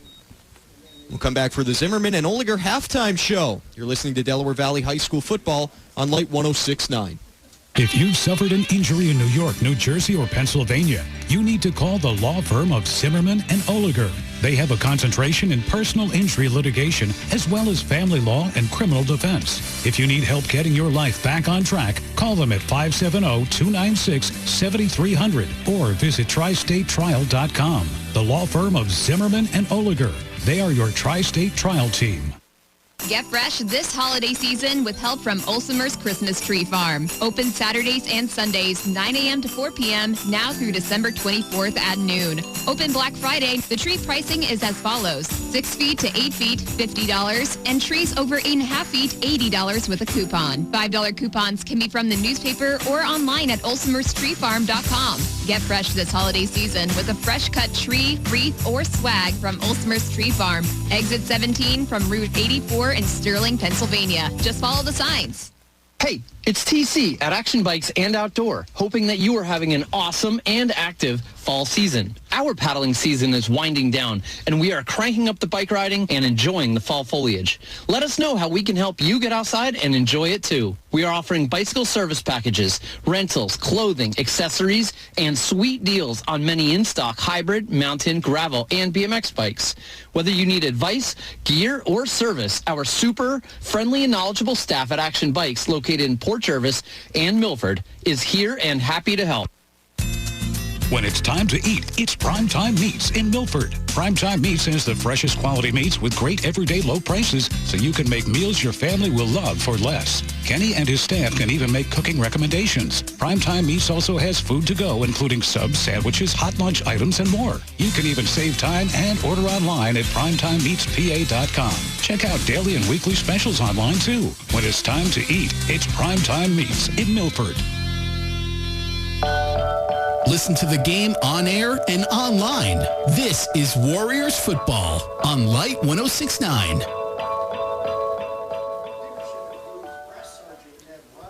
Back for the Zimmerman and Oliger halftime show, 35-0 Delaware Valley. That is the halftime score. And, Clark, we've already talked about really everything you could hit on from the first half. It was dominance for DV, offensive side of the ball, defensive side of the ball. 3 rushing touchdowns for Ryder Machado. Justin Kalitznik got into the end zone. Mike Isolino, he had a nice 24-yard rushing score himself. That offensive line has dominated. The defensive front has been unbelievable. Pittston Area doesn't have a first down tonight.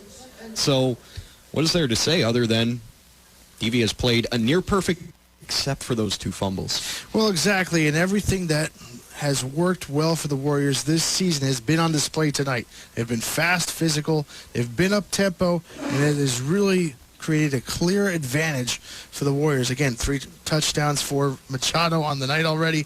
Machado and Kaliznik look fantastic so far as that 1-2 punch. They've been part of the story, but it's also been that offensive line getting those blocks, setting their feet. Coach Mack, a great offensive line coach. He has been a big pivotal part also of this offensive line getting to the way it needs to be. And on top of that as well, you look at the passing offense with Logan Olsemer and Aiden Black. That's been a very comfortable security blanket for Logan Olsemer. He's looked great. He's looked very aware. Again, remember that one play he had a fumble. Yeah. And he was aware. He picked up the ball and he made something out of nothing, gained a few yards out of that. But everything that has worked well for the Warriors has been on display tonight. And yes, they have 2 turnovers. You don't want those 2 turnovers against teams like Lackawanna Trail, Dallas, Dunmore, Western Wayne. You don't want those kinds of mistakes. So they're going to have to fix that because, again, if you look back at the last few games, they've had a fumble or 2. Even though they've played pretty much perfect, they've had a couple of turnovers in their last few games. So they have to continue to fix that. But it has been a near perfect game for the Warriors tonight, and everything that has worked well is on display, and just an outstanding effort so far and an outstanding half by Delaware Valley. Yeah, you said it. And you know what, Clark? I'm really glad that you brought up that play by Logan Olsemer. That snap that was mishandled. And he didn't panic. He was able to get there, picked up 4 yards on it somehow. And to me, that just spoke to the poise of Logan. And it's something that has been talked about on this broadcast throughout the season. Logan Olsemer, under pressure, knows what to do. He almost never puts the ball in harm's way. And that play right there was a good reflection of that. And that's why he's so valuable at the quarterback position. He might not make the biggest plays every week, but you know that he's going to do one thing, and that's take care of the football. Now, I'll say this as well. The thing with Logan Olsemer, since week 1, remember, there was a quarterback battle potentially between him and Tyler Bird. Yeah. He won that battle because he got smarter at the quarterback position. He became more aware. Over time, he got more comfortable. And not to mention, you think of the coach he has right next to him, his dad, a former backup tight end for Penn State. Coach Olsemer has unlimited knowledge. You're right. So to coach his young son, his experience in college and in high school, and even in the NFL, being an undrafted Baltimore Raven, it shows that just in the time of within one season, how much better Logan Olsemer has become. Yeah, I think you hit it right on the head there. When Coach O is your dad, you're going to know how to play football. You're going to be pretty smart on the field, and he's an extension of Coach Olsemer. Out on the field is Logan. It's been fun to watch him grow this year in his junior campaign. Again, the score here at halftime, it's 35-0 Delaware Valley. We'll take our first break now on the halftime show. When we come back, we've got a few interviews for you. Topher Delabella, Michael Alaro, Emma Chancho. All 3 of them conducted different interviews for us this week, and those will be coming up out of the break. You're listening to Delaware Valley High School football right here on Light 106.9. When the game is on the line, the Warriors count on their coaches to help them come out on top. Just like you can count on the experts at Olsemer Clark Insurance to tackle all your insurance needs. From business to personal, auto to home, Olsemer Clark Insurance has the skill to find the right coverage at the right price to help you protect what matters most. As an independent insurance agency, Olsemer Clark gives you the power of choice. Visit olsemerclark.com. Learn more about how you can protect what matters most to you with the help of Olsemer Clark Insurance.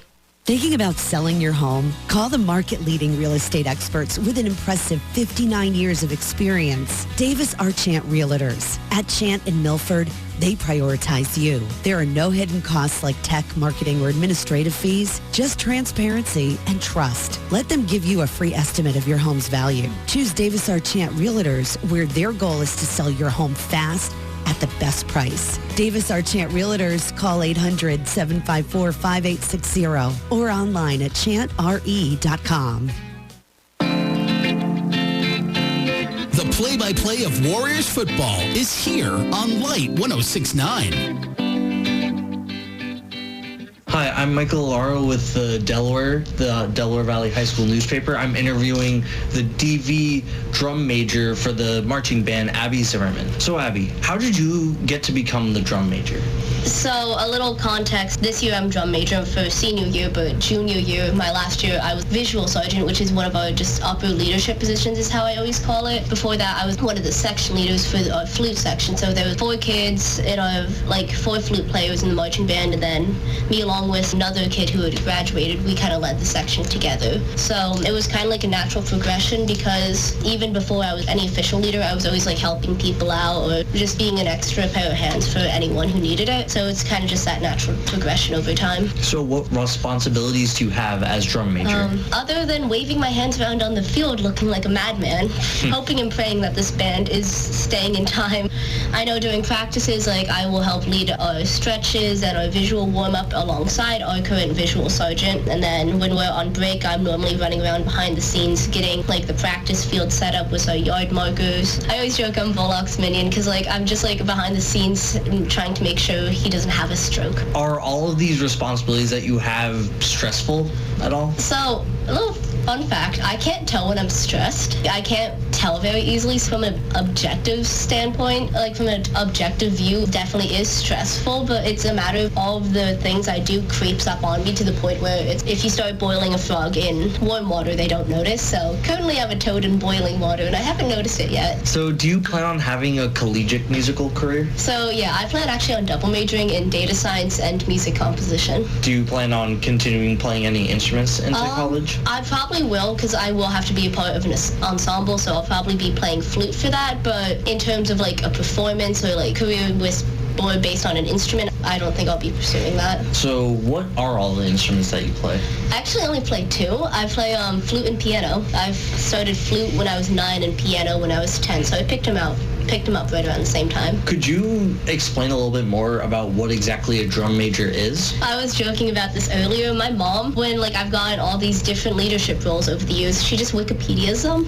Like she'll search it up and look and then scroll down on Google, find the Wikipedia page and just tap on it. Except at our marching band, it's different in a way because I mentioned I was visual sergeant. Drum major is really the one set role that's uniform across bands. Our sergeant positions, we also have the percussion, 2 wind sergeants, and then visual sergeant, like I said. So those roles kind of help split the responsibilities of a drum major. So in our band, when we're on the field doing like a show or anything, I'm keeping the band in time. I listen to our percussion section when they're in time. It's a whole team effort. It's not just me taking whatever tempo I want.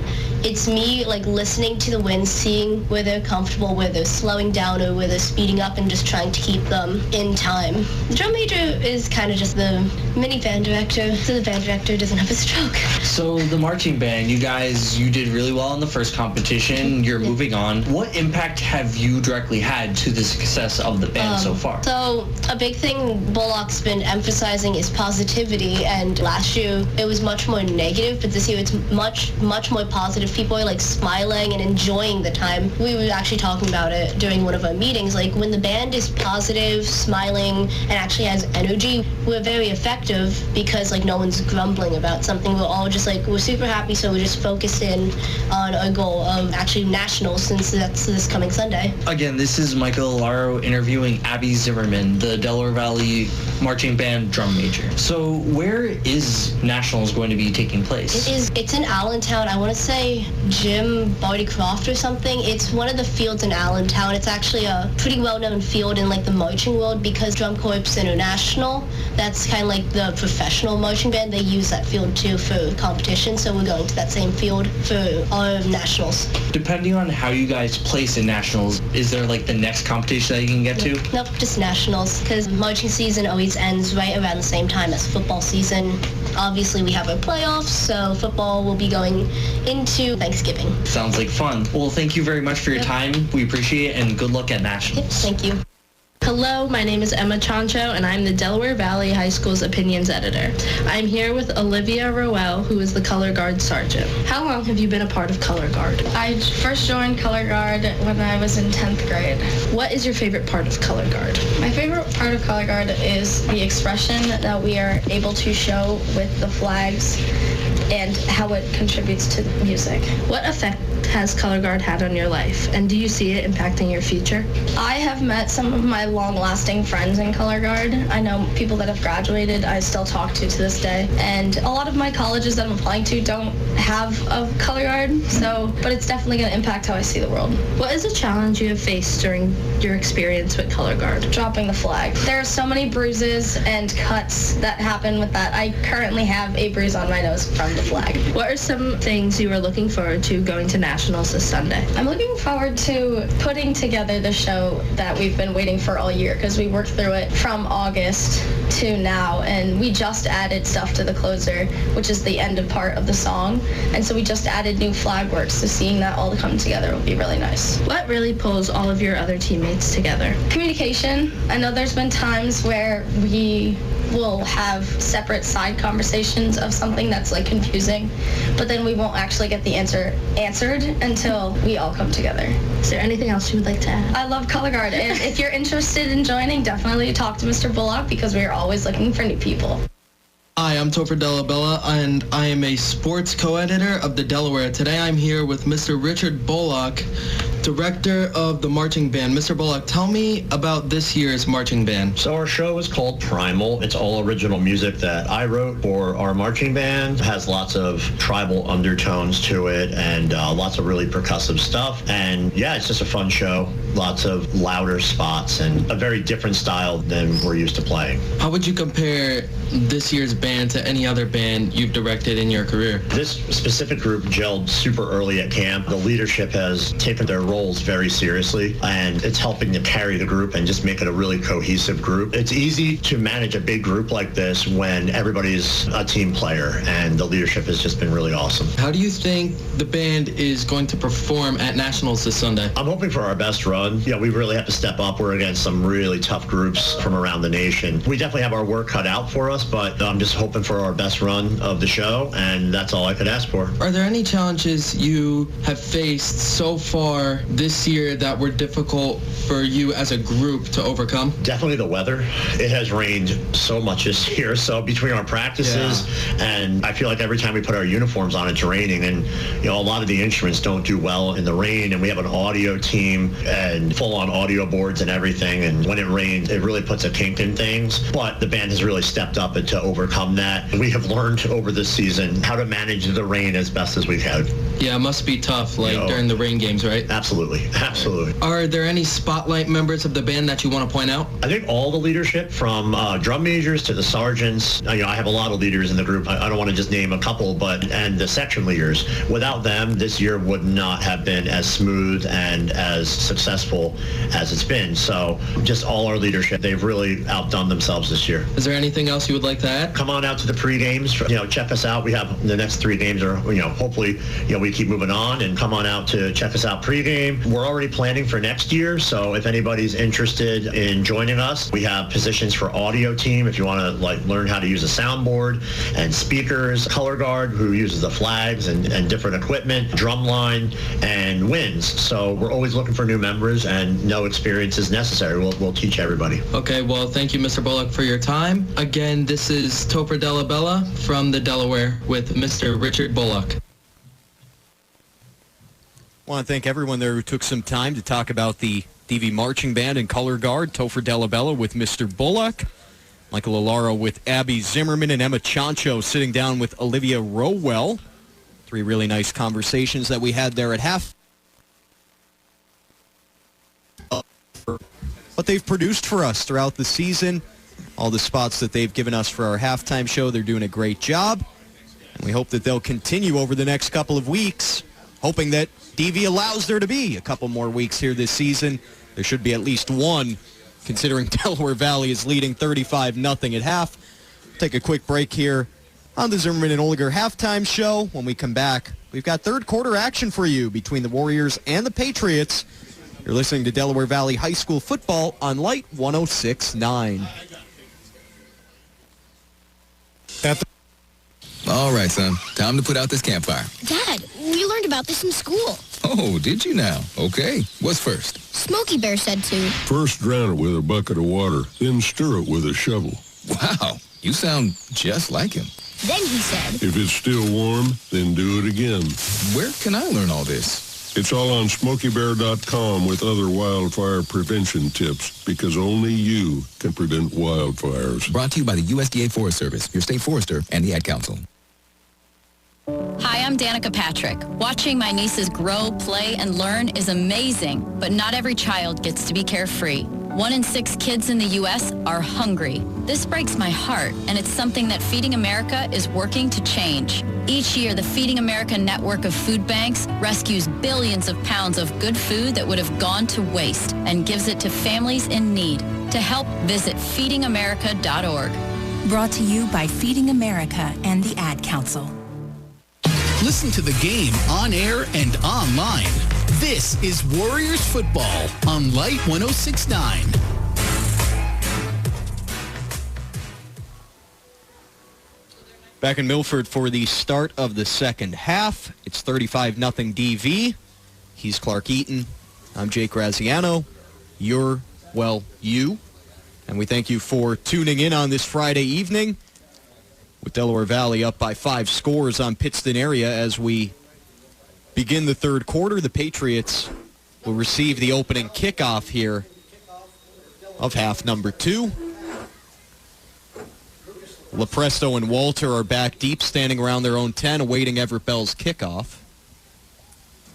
And the senior Bell will send it into the night. And Lepresto will field it around his own 11, crossing the 15, now the far side 20. And Lepresto will get tripped up after a decent return up to about the 30-yard line, maybe the 31. Well, now if you're the Patriots, you're down by 5 touchdowns. You have pretty much nothing to lose. Win or go home. Try some trickery. Try again. I know they mixed it up a little bit in the first half, but try not to run a conventional offense. Try to mix it up. Again, play action, screen. Just try to mix it around a little bit and see what happens. We'll see what the Patriots decide to do. They come out in the eye. Spindler, the fullback. It's play action here. DeLuca rolling out to the right, and it's incomplete. It's off the hands of Bilbo, the tight end. This has been a tough night for DeLuca. He's under pressure constantly. When he's been able to get some decent throws off, his receivers have not been there to help him. Well, he's had the reads. It's just, again, the receivers, like you said, Jake, they have not connected. It has led to nothing. It's been part of the stalemate offensively for the Patriots, but, I mean, it does play a big factor, especially in the first half. Patriots moving from our left to our right. They're in all white uniforms tonight, red numbers, DV, white helmets, black jerseys, white pants for DV. Here's a completed pass out into the flat and a decent gain on second down. It'll go for about 8. That was number 87 on the reception, Colton Liss, the 6'4" freshman. It'll be 3rd and 3 after that gain of 7.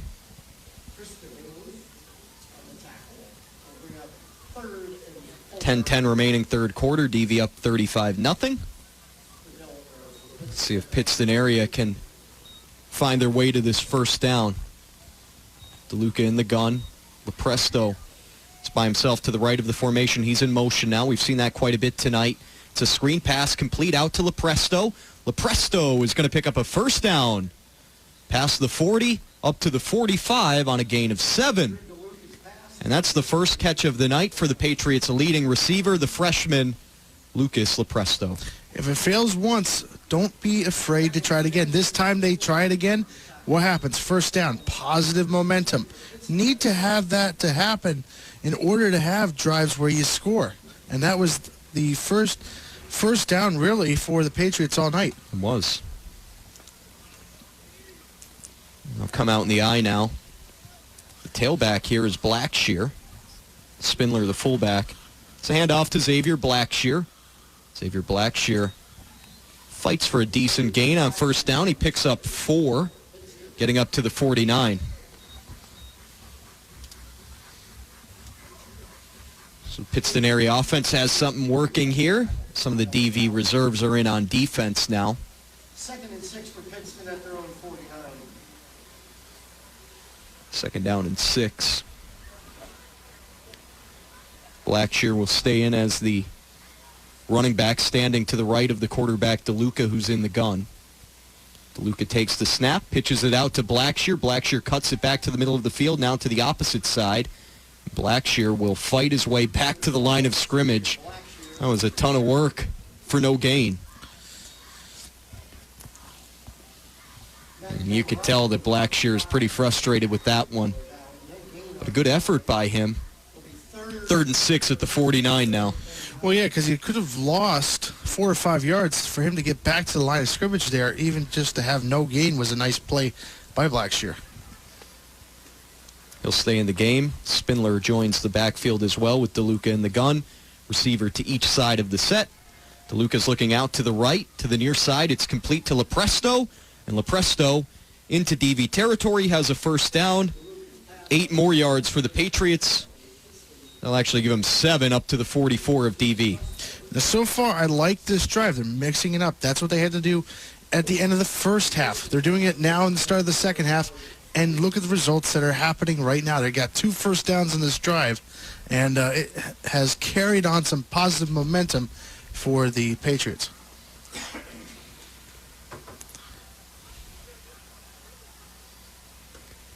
First and 10 at the 44 of DV, I formation. It's a handoff here. Goes up the middle for a short gain, 1, maybe a yard and a half. 2nd and long upcoming. Number 25, Chris Pietrzak of the carry.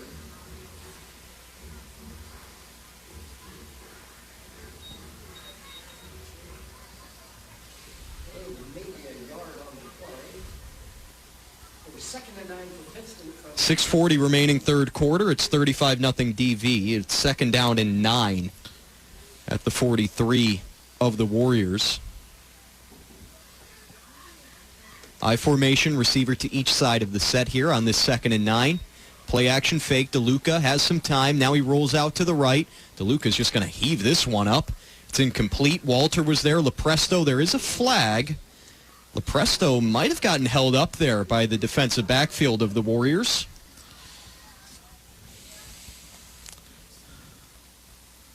Pass interference, Delaware Valley.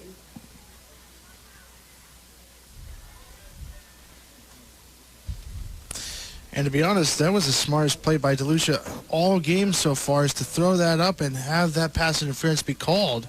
Because now it advances the drive. And that was a nice break there for the Patriots. Absolutely, yep. Moves the ball inside of the 30-yard line up to the 28 after that 15-yard penalty. It'll be 1st and 10. Patriots have a nice drive going here. It's the 3rd first down of this drive. Clock rolling inside 6 minutes in the quarter.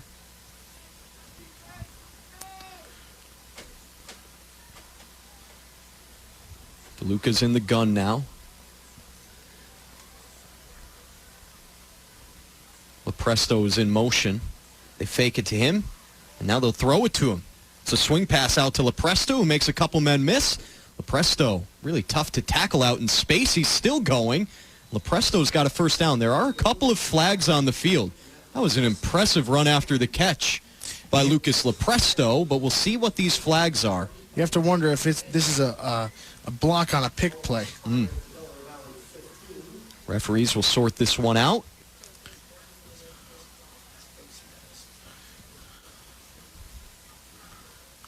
Still no call.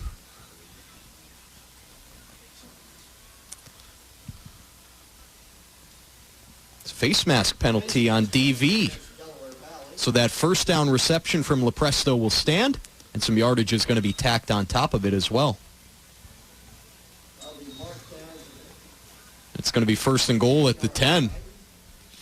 1st and goal, Patriots at the 10. DV up 35-0, 5:25 to go third quarter. This by far has been the best drive of the night for the Patriots. They'll try to get into the end zone for the first time tonight. But first, we've got a stoppage on the field and a timeout by Coach Olsmer. 5:14 to go third quarter. We'll take a break, too. You're listening to Delaware Valley High School football on Pike County's hometown station, Light 106.9. If you've suffered an injury in New York, New Jersey, or Pennsylvania, you need to call the law firm of Zimmerman and Oliger. They have a concentration in personal injury litigation as well as family law and criminal defense. If you need help getting your life back on track, call them at 570-296-7300 or visit tristatetrial.com. The law firm of Zimmerman and Oliger. They are your tri-state trial team.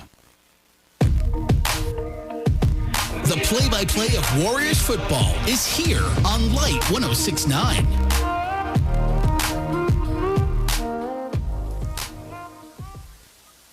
Pittston Area has a 1st and goal from the 10-yard line of Delaware Valley. They're looking to get into the end zone for the first time tonight. About 5 minutes to go, third quarter. DV up 35-0. Xavier Blackshear is back in the game. He's standing to the right of his quarterback, DeLuca. Shotgun look here. LaPresto is to the near side right of the formation in the slot. And Walter is stretched out wide in that direction. DeLuca will roll to the right. DeLuca looking for the end zone, throwing it up, incomplete, too high for LaPresto. It's 2nd and goal. And again, if you're the Patriots, you don't want to be shut out here. Mm-hmm. Any positive momentum, little more, it's the little things sometimes, right? So if you score on this drive, positive momentum, you don't get shut out. It's a nice drive so far. And now, has it been aided by penalties a little bit? Sure. But sometimes you take what you can get to try to get into the end zone. Nice to see some fight from them out of the halftime break. 2nd and goal from the 10. DeLuca once again in the gun. He rolls out to the right again. DeLuca has time. DeLuca will throw it to the end zone. And it's incomplete off the hands of Walter. He had him in the end zone. Walter has had a tough night, and he came in as the team's 2nd leading receiver, over 400 yards receiving this year.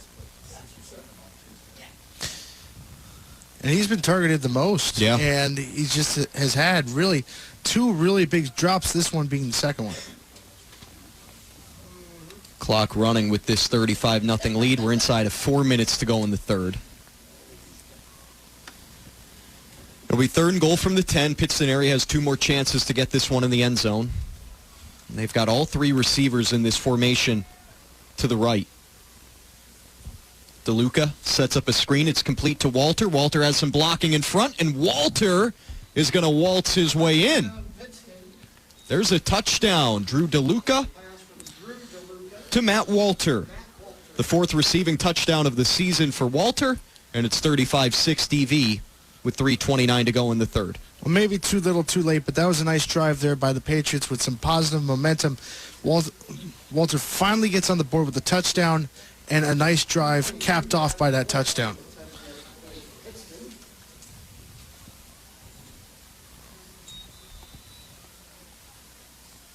Wolf is on for the extra point.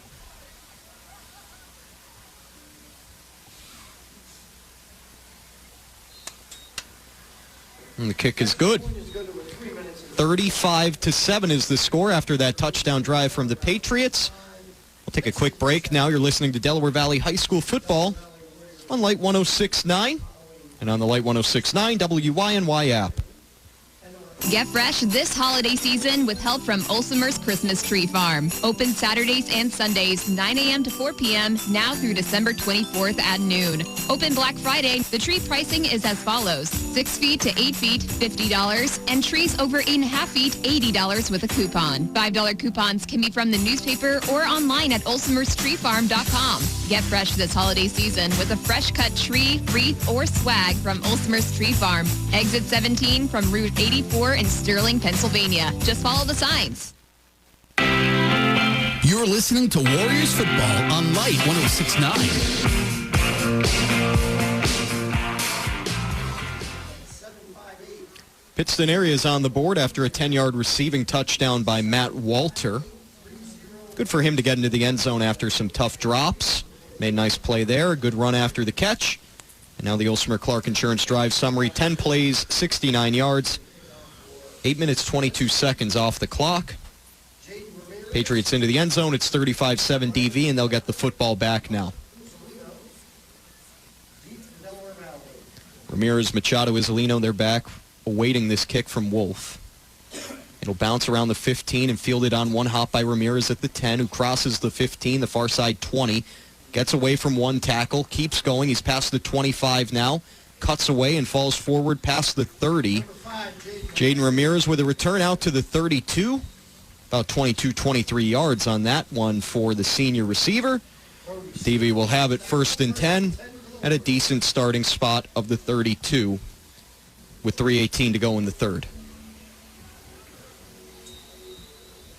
DV backup offense is in. Tyler Bird, the quarterback. Checking in at running back Chris Eislawfel. Colin McGarvey is in at receiver. Estevez is the fullback. Clock running inside 3 minutes to go in the third. There's a handoff to Estevez. And he's going to gain 3, maybe 4.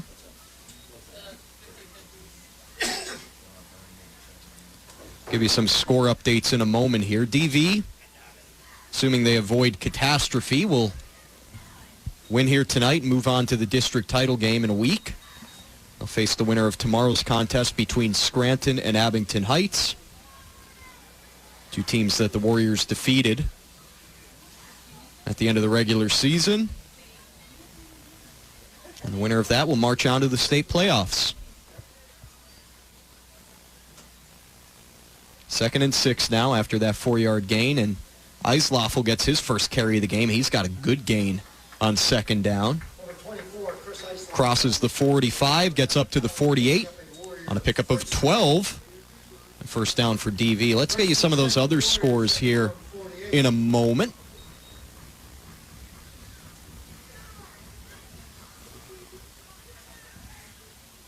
Lackawanna Trail rolling against Old Forge, 34-0 in the third quarter. Dunmore up big on Susquehanna. They lead by 22 in the third. This was the one to watch tonight, Riverside Mid-Valley. It's 14-0 Vikings. Third quarter action there. So we might have Dunmore against Riverside in what would be a pretty good 2A title game a week from now. Tyler Bird's going to throw this time, and it's incomplete. That was the first pass attempt of the game for Tyler Bird. Eric Foss, the senior, was the intended target. It's 2nd and 10. And you know, Jake, you had mentioned before Delaware Valley would face either Scranton or Abington Heights. The Warriors not only have defeated them, but they have defeated them handily. You look at the score against Scranton, 40-0. You look at the score against Abington Heights, 45-7. Yep. If you're the Warriors, you got to feel pretty good right now. Oh, without a doubt. Coach O's got to be thrilled with his team, the way they've played over the last 2 months.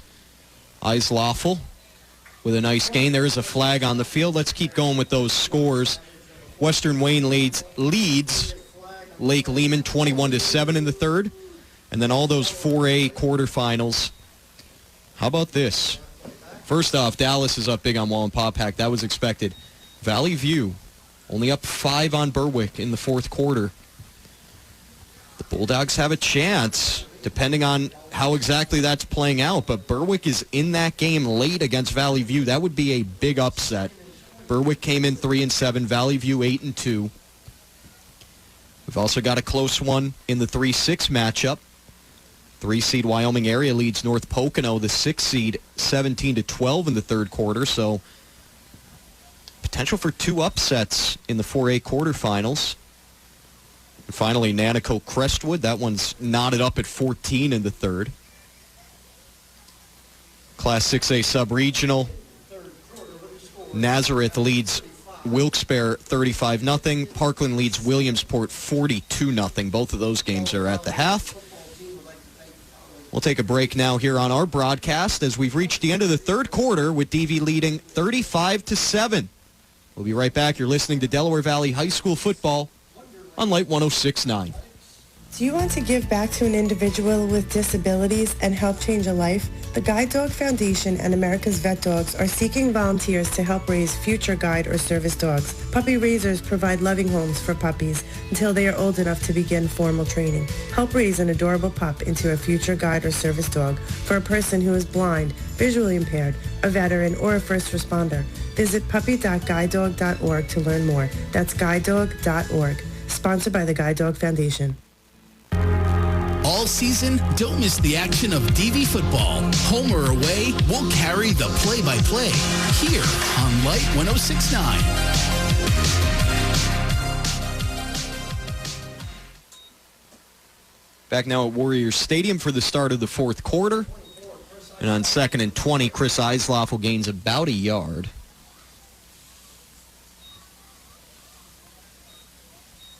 It'll be 3rd down and long for DV as they're just trying to run out the clock here tonight. Speaking of that Valley View-Berwick game, Cougars up just 5, and Berwick has the ball in the fourth quarter, so that's going to be one to watch over the next 30 or so minutes. We'll keep an eye out. Play action fake, Tyler Bird rolling out to the left, looking downfield. It's incomplete, thrown behind Kyle Chayback. It'll be 4th down. DV will punt. Tyler Bird's 3rd down pass is incomplete. Bring up 4th down for the Warriors.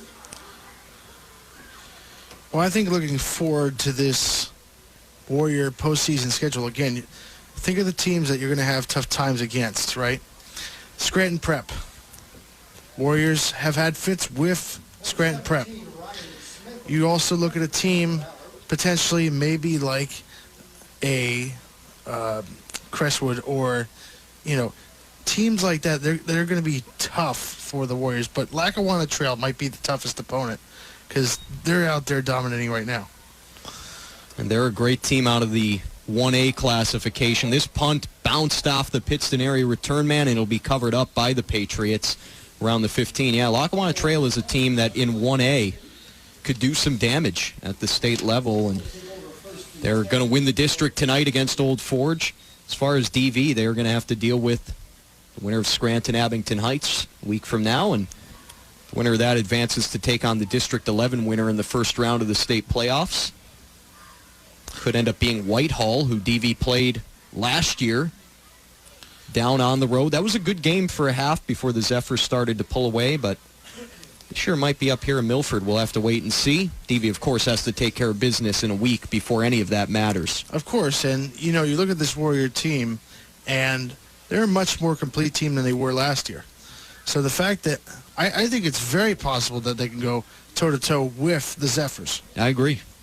I am with you, Clark. 10:05 remaining in this game. DV up 35-7. We've got a handoff on 1st down for the Patriots and a decent gain past the 20 up to the 21. We've got our post-game show upcoming. Clark will name the Warrior of the game. A few deserving recipients. I'm not sure who I'd go with. I think there's an obvious one, but I think we stay away from the obvious one and try to give it to somebody else tonight. I feel like that should be the current trend as well. We should try to possibly get another one in there, even though the obvious one. Yeah. We know the obvious one. Yeah, I think everybody does. Some confusion on this play. There was a fumble. DV came up with it, and it's their ball. So DV recovers a fumble at the bottom of that scrum, and they'll have it 1st down inside of the Pittston area 20. Matt Camerano on the fumble recovery. It's just been all Delaware Valley here tonight. 9:15 to go in the fourth. Following the Pittston fumble, Delaware Valley takes... Well, unfortunately, it's been a flashback to last year when these two teams played. The Warriors just with simple, straight domination tonight. Yep.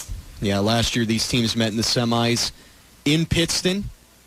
Short gain on 1st down for Eislaffel. He was cut down low. And DV just dominated on that night, just as they did here tonight. No doubt from the opening whistle. The Warriors last year, they advanced to face Scranton in the district championship game.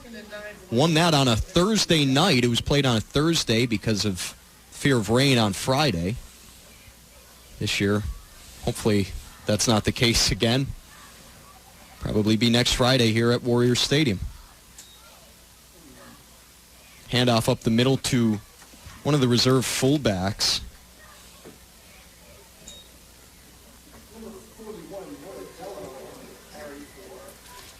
Noadello getting a touch for DV. Gaining about 7 or 8 yards to make it 3rd and 1 with 8 minutes to go. DV up by 28. Chance for one more cherry on top touchdown. But Coach O is in no hurry here.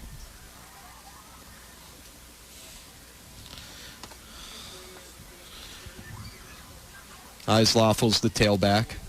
Dello still the fullback. And Eislaffel is going to wait, and then find the crease for the first down.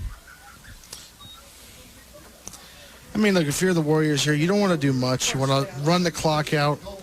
You don't want to run the score up. No. You would like one more touchdown, especially inside the red zone. But, again, you don't have to do much. You're up by 28 late in the fourth quarter. Just try to run that clock down and move on to Scranton or Abington Heights. 7:10 to play here in the fourth. It's another handoff to Eislaffel, and he's brought down from behind. Nice play there.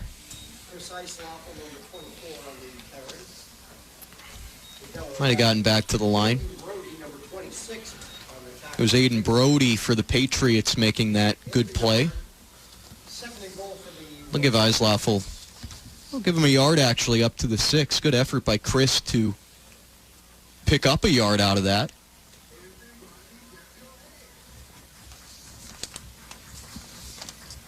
Last I saw in that Berwick Valley View game, it was a big 4th and 1 for the Bulldogs. About 4.5 to play. Still no update on what happened there. They had 4th and 1 around midfield as Eislaffel will carry it inside the 5-yard line. One thing I want to touch on, Clark, we haven't been able to talk much about Ryder Machado because he hasn't really had to play since the first quarter, but to have 3 touchdowns within 6 minutes of a game is rather incredible. I mean, it just shows the athletic talent that he has. I mean, again, and he's versatile, too. He plays defensive back and running back, has the speed, has the ability to catch out of the backfield, but also the physicality, and he has a relentless motor that just causes him to have continued success. I mean, his season's just been outstanding. He's over 20 touchdowns this year with his 3 tonight. I formation. It's a handoff to Eislaffel, and really nowhere to go for Chris. Falls forward for maybe a yard. It's going to be 4th and goal inside the 5 with 5:25 to go in this game. 5:20 to go in the primetime meets fourth quarter. 35-7 DV leading. Warriors probably run one more play here. Tyler Bird will jog out to the huddle. 15 seconds on the play clock. DV's going to win their 8th game in a row. Advance to the district championship game. They'll be going for an 8th consecutive district title. 4th and goal from about the 4. Some trouble with the snap. Tyler Bird is going to run for the end zone and get in. Wow, Tyler Bird. Some confusion between him and Eislaffel. Tyler scampered for the corner of the end zone, and he got in to make it 41-7 with 4:43 to play.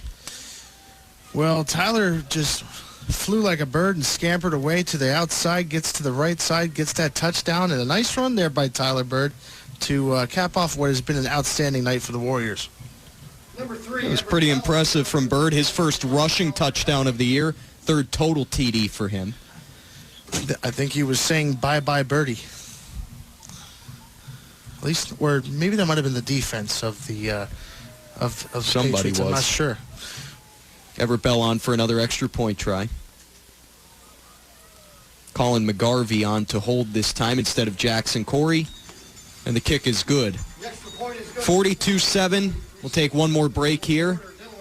DV leading by 35, under 5 to play. You're listening to Delaware Valley High School football on Light 106.9. Hey, it's TC at Action Bikes and Outdoor, hoping that you are having an awesome and active fall season. Our paddling season is winding down, and we are cranking up the bike riding and enjoying the fall foliage. Let us know how we can help you get outside and enjoy it too. We are offering bicycle service packages, rentals, clothing, accessories, and sweet deals on many in-stock hybrid, mountain, gravel, and BMX bikes.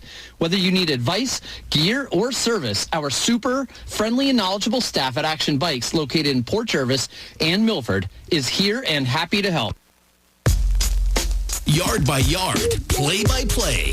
This is Warriors football on Light 106.9.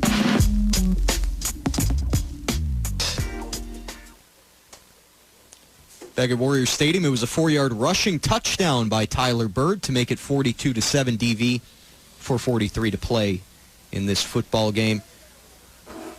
Give you an update. Valley View with an interception against Berwick. And so the Cougars are a first down away from winning that one and avoiding the upset at the hands of the Bulldogs. Berwick had gotten inside of the Valley View 30, but then a big play by the Cougs defense. Scranton Prep, they'll be in action tomorrow, starting their playoff path. They're hosting Hanover. 1 p.m. kickoff in that one. Great kick coverage here by DV. Patriots aren't even able to get it back to their own 10. 4:35 left in this contest. And the other game tomorrow, we've talked about it quite a bit. Scranton at Abington Heights. Knights at the Comets. 1 p.m. kickoff from the pit. Pittston will have the ball first and 10. Winner of that moves on to play DV right here in Milford in a week.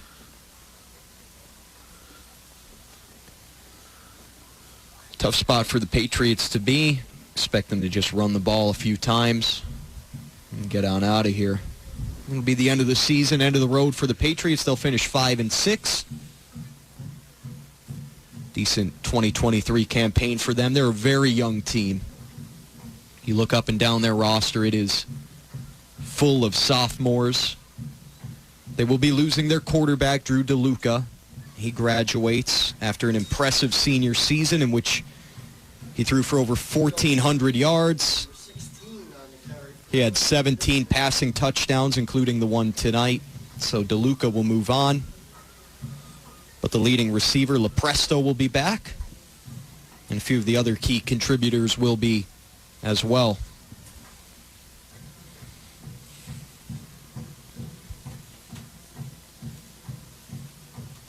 About 3.5 minutes left to play here in the primetime meets fourth quarter.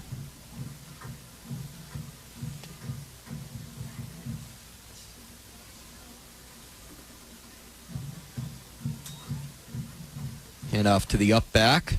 Short gain on second down, brings up third. Again, a reminder, we've got our post-game show for you. We'll give a quick little wrap-up to this one. And name the Warrior of the game. You got to stick around for that.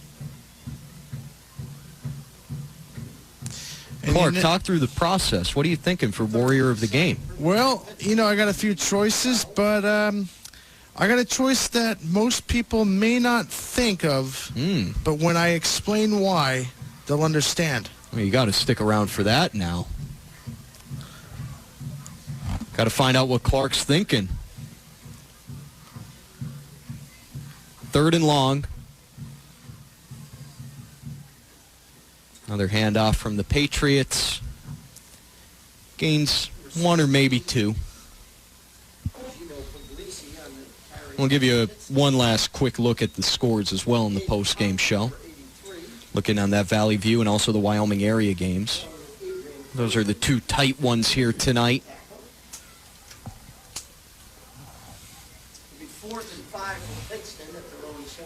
Patriots will probably run the ball here.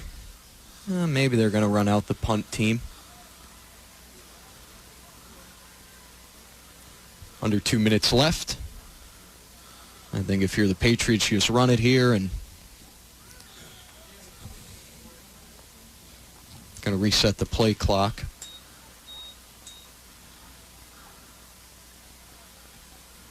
Offense is on the field for Pittston for a 4th down and 5. It's a toss play to the right. And there's no gain. Warriors will have to kneel it out once, maybe twice, and they'll move on to next week. DV was up 21-0 less than 6 minutes into this game, and they never looked back. A couple of fumbles nearly cost them, but the defense stood tall. The defense was fantastic all night long. The first-team defense didn't allow a first down. When they were in throughout that first half, they did not give up a single first down. The DV defense that's been so dominant for weeks now, they continued that trend here tonight, and they are on a roll. They are on an absolute roll heading into next week's district title game. They look as good as they have in the 3 years I've been doing these games. I've been around these Warriors for many, many years, and this might be the most dominant defensive line I've ever seen the Warriors put on the field. And I've been around some great defensive linemen. Ryan McGowan, Lex Rosario, people who were able to get to the quarterback. This is the fastest, most physical defensive line I have seen in my 11 years of knowing Coach Olsemer. It's an incredible group. It really, you can't say enough about it. Alba, Ventucci, Fabel, and the other guys who rotate in too. It's going to be a big reason why they go far. Without a doubt. Tyler Bird will kneel down, and that will do it. 42-7. It's the final score here tonight at Warrior Stadium. DV defeats Pittston Area. They advance to the District 2 Class 5A championship game. That's coming up in a week. DV's going to be ready, and they're going to face the winner of Scranton against Abington Heights, which will be played tomorrow afternoon. We've got our post-game show coming up. We'll name our Warrior of the game, and we'll quickly give you some score updates from around the area. We'll be right back. You're listening to Delaware Valley High School football on Light 106.9. When it's time to eat, it's Primetime Meats in Milford. Primetime Meats has the freshest quality meats with great everyday low prices, so you can make meals your family will love for less. Kenny and his staff can even make cooking recommendations. Primetime Meats also has food to go, including subs, sandwiches, hot lunch items, and more. You can even save time and order online at primetimemeatspa.com. Check out daily and weekly specials online, too. When it's time to eat, it's Primetime Meats in Milford. The Delaware Valley offensive line protects the quarterback and keeps the opponent from breaking in. Just like how the experts at Olsemer Clark Insurance can help you best protect what you value most in business and in life. Their insurance advisors have a strong passion for insurance, and they treat customers like family. As an independent insurance agency, Olsemer Clark gives you the power of choice. Visit olsemerclark.com. Learn more about how you can protect what matters most to you with the help of Olsemer Clark Insurance. The play-by-play of Warriors football is here on Light 106.9.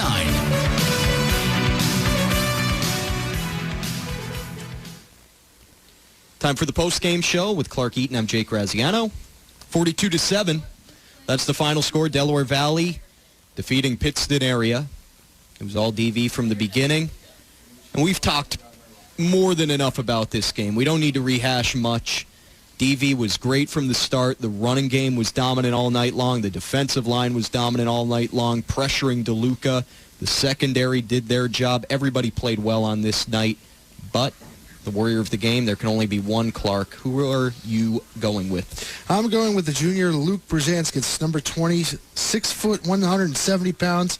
He has been a very underrated part of this defense. If you look at the last 2-3 games, he has had 3 fumble recoveries. Big fumble recoveries to set the tone for the defense early. He has been a very underrated player in this defense, and he is our Warrior of the game. I love the pick. I really do, because you said it. He is super underrated. You have those stars, right? Black, Kalitsnik, Machado. Those are the names you call all the time. Even guys like Colton Handy and Jacob Albaugh, they get their flowers way more than Luke Brzezinskis. And you know what? Earlier this season, Coach Olsmer, during one of the pregame interviews, talked about how Brzezinskis was one of the guys who really brings the energy. He's a key piece of this defense. He made a big play early on. It set the tone. And I'm glad that Luke Brzezinskis was able to get a Warrior of the Game nod at some point this season, because he has been a big piece, and he's very valuable rushing off the edge on the opposite side of Aiden Black. Again, he's been a very underrated piece. And I'll tell you, long time ago with Coach Olsmer, I was talking with Coach Olsmer a long time ago, and he told me there's two kinds of players. There's player A, the highlight player, the kind of player that's going to stand out to you. Then there's player B. Player B is that underrated player that plays hard and gets the big plays when he has to. And Coach Olsmer on that day said to me, I'd rather take player B, and that's Luke Brzezinskis. Yeah, you need some of those player B types if you're going to be a great team. You need those guys who are going to do the dirty work and do those things that aren't so obvious. They don't always show up. You need guys who are willing to be that, and Luke Brzezinskis is definitely one of them. But tonight he starred with that early fumble recovery and just being active throughout the game, too. He's somebody who's all over the field. Well, for DV, 42-7, great victory. Quickly give you some score updates. Valley View did hold on. 12-7, they defeated Berwick, so they're moving on to the 4A semis. In Wyoming area, they've got a 31-19 lead against North Pocono, but the Trojans have the ball. They're driving, so that one's not over just yet, but as of now, it looks like those upsets might be avoided. For DV, they await the winner of Abington Heights and Scranton. That'll be played tomorrow afternoon in Clark Summit. DV has defeated both of those teams in the last couple of weeks, and they've done it in dominant fashion against both the Comets and the Knights. They'll have a chance for an 8th consecutive district title. Likely a week from today, right here in Milford. We hope you'll join us for that one. We'll be on air probably around 6:35 next Friday, assuming the game will be played next Friday. It most likely will. If it's a 7 p.m. kickoff, we'll get on the air with our countdown to kickoff around 6:35. Before we end our broadcast here tonight, we've got some thank yous to hand out. We'd like to thank Coach Olsmer for taking some time down on the field during our countdown to kickoff. So nice that he takes some time for us before the game each week. And also all of our halftime interviews. Topher Delabella, who spoke with Mr. Bullock, Michael Alaro with Abby Zimmerman, and Emma Chancho, who sat down with Olivia Rowell. All three of those interviews talking about the marching band and the color guard as well, offered here at DVHS. So thank you to all of them for their interviews. I'd like to thank everyone here at DV for their hospitality. They put up with us throughout the season, and they really take care of us well here, too. So we thank them. I'd like to thank Joe England, who was running the show for us as our board op tonight, and, of course, Gavin Burt, the Wizard, doing his thing there back in the Light 106.9 studios. Give a shout-out to the Light 106.9 management and staff. Without you, we wouldn't be on the air, so thank you. And without all of our sponsors, we wouldn't be on the air. Olsmer's Tree Farm, Action Bikes and Outdoor, Primetime Meats, Davis Archant Realtors, the law firm of Zimmerman and Oliger, and also Olsmer Clark Insurance. Thank you to all of our sponsors throughout this 2023 football season. Once again, the final score tonight, DV 42, Pittston Area 7. Delaware Valley advances to the District 2 Class 5A championship game, which will be played in a week. For Clark Eaton, I'm Jake Graziano. We thank you so much for joining us, and enjoy the rest of your weekend. This has been Delaware Valley High School football on Light 106.9.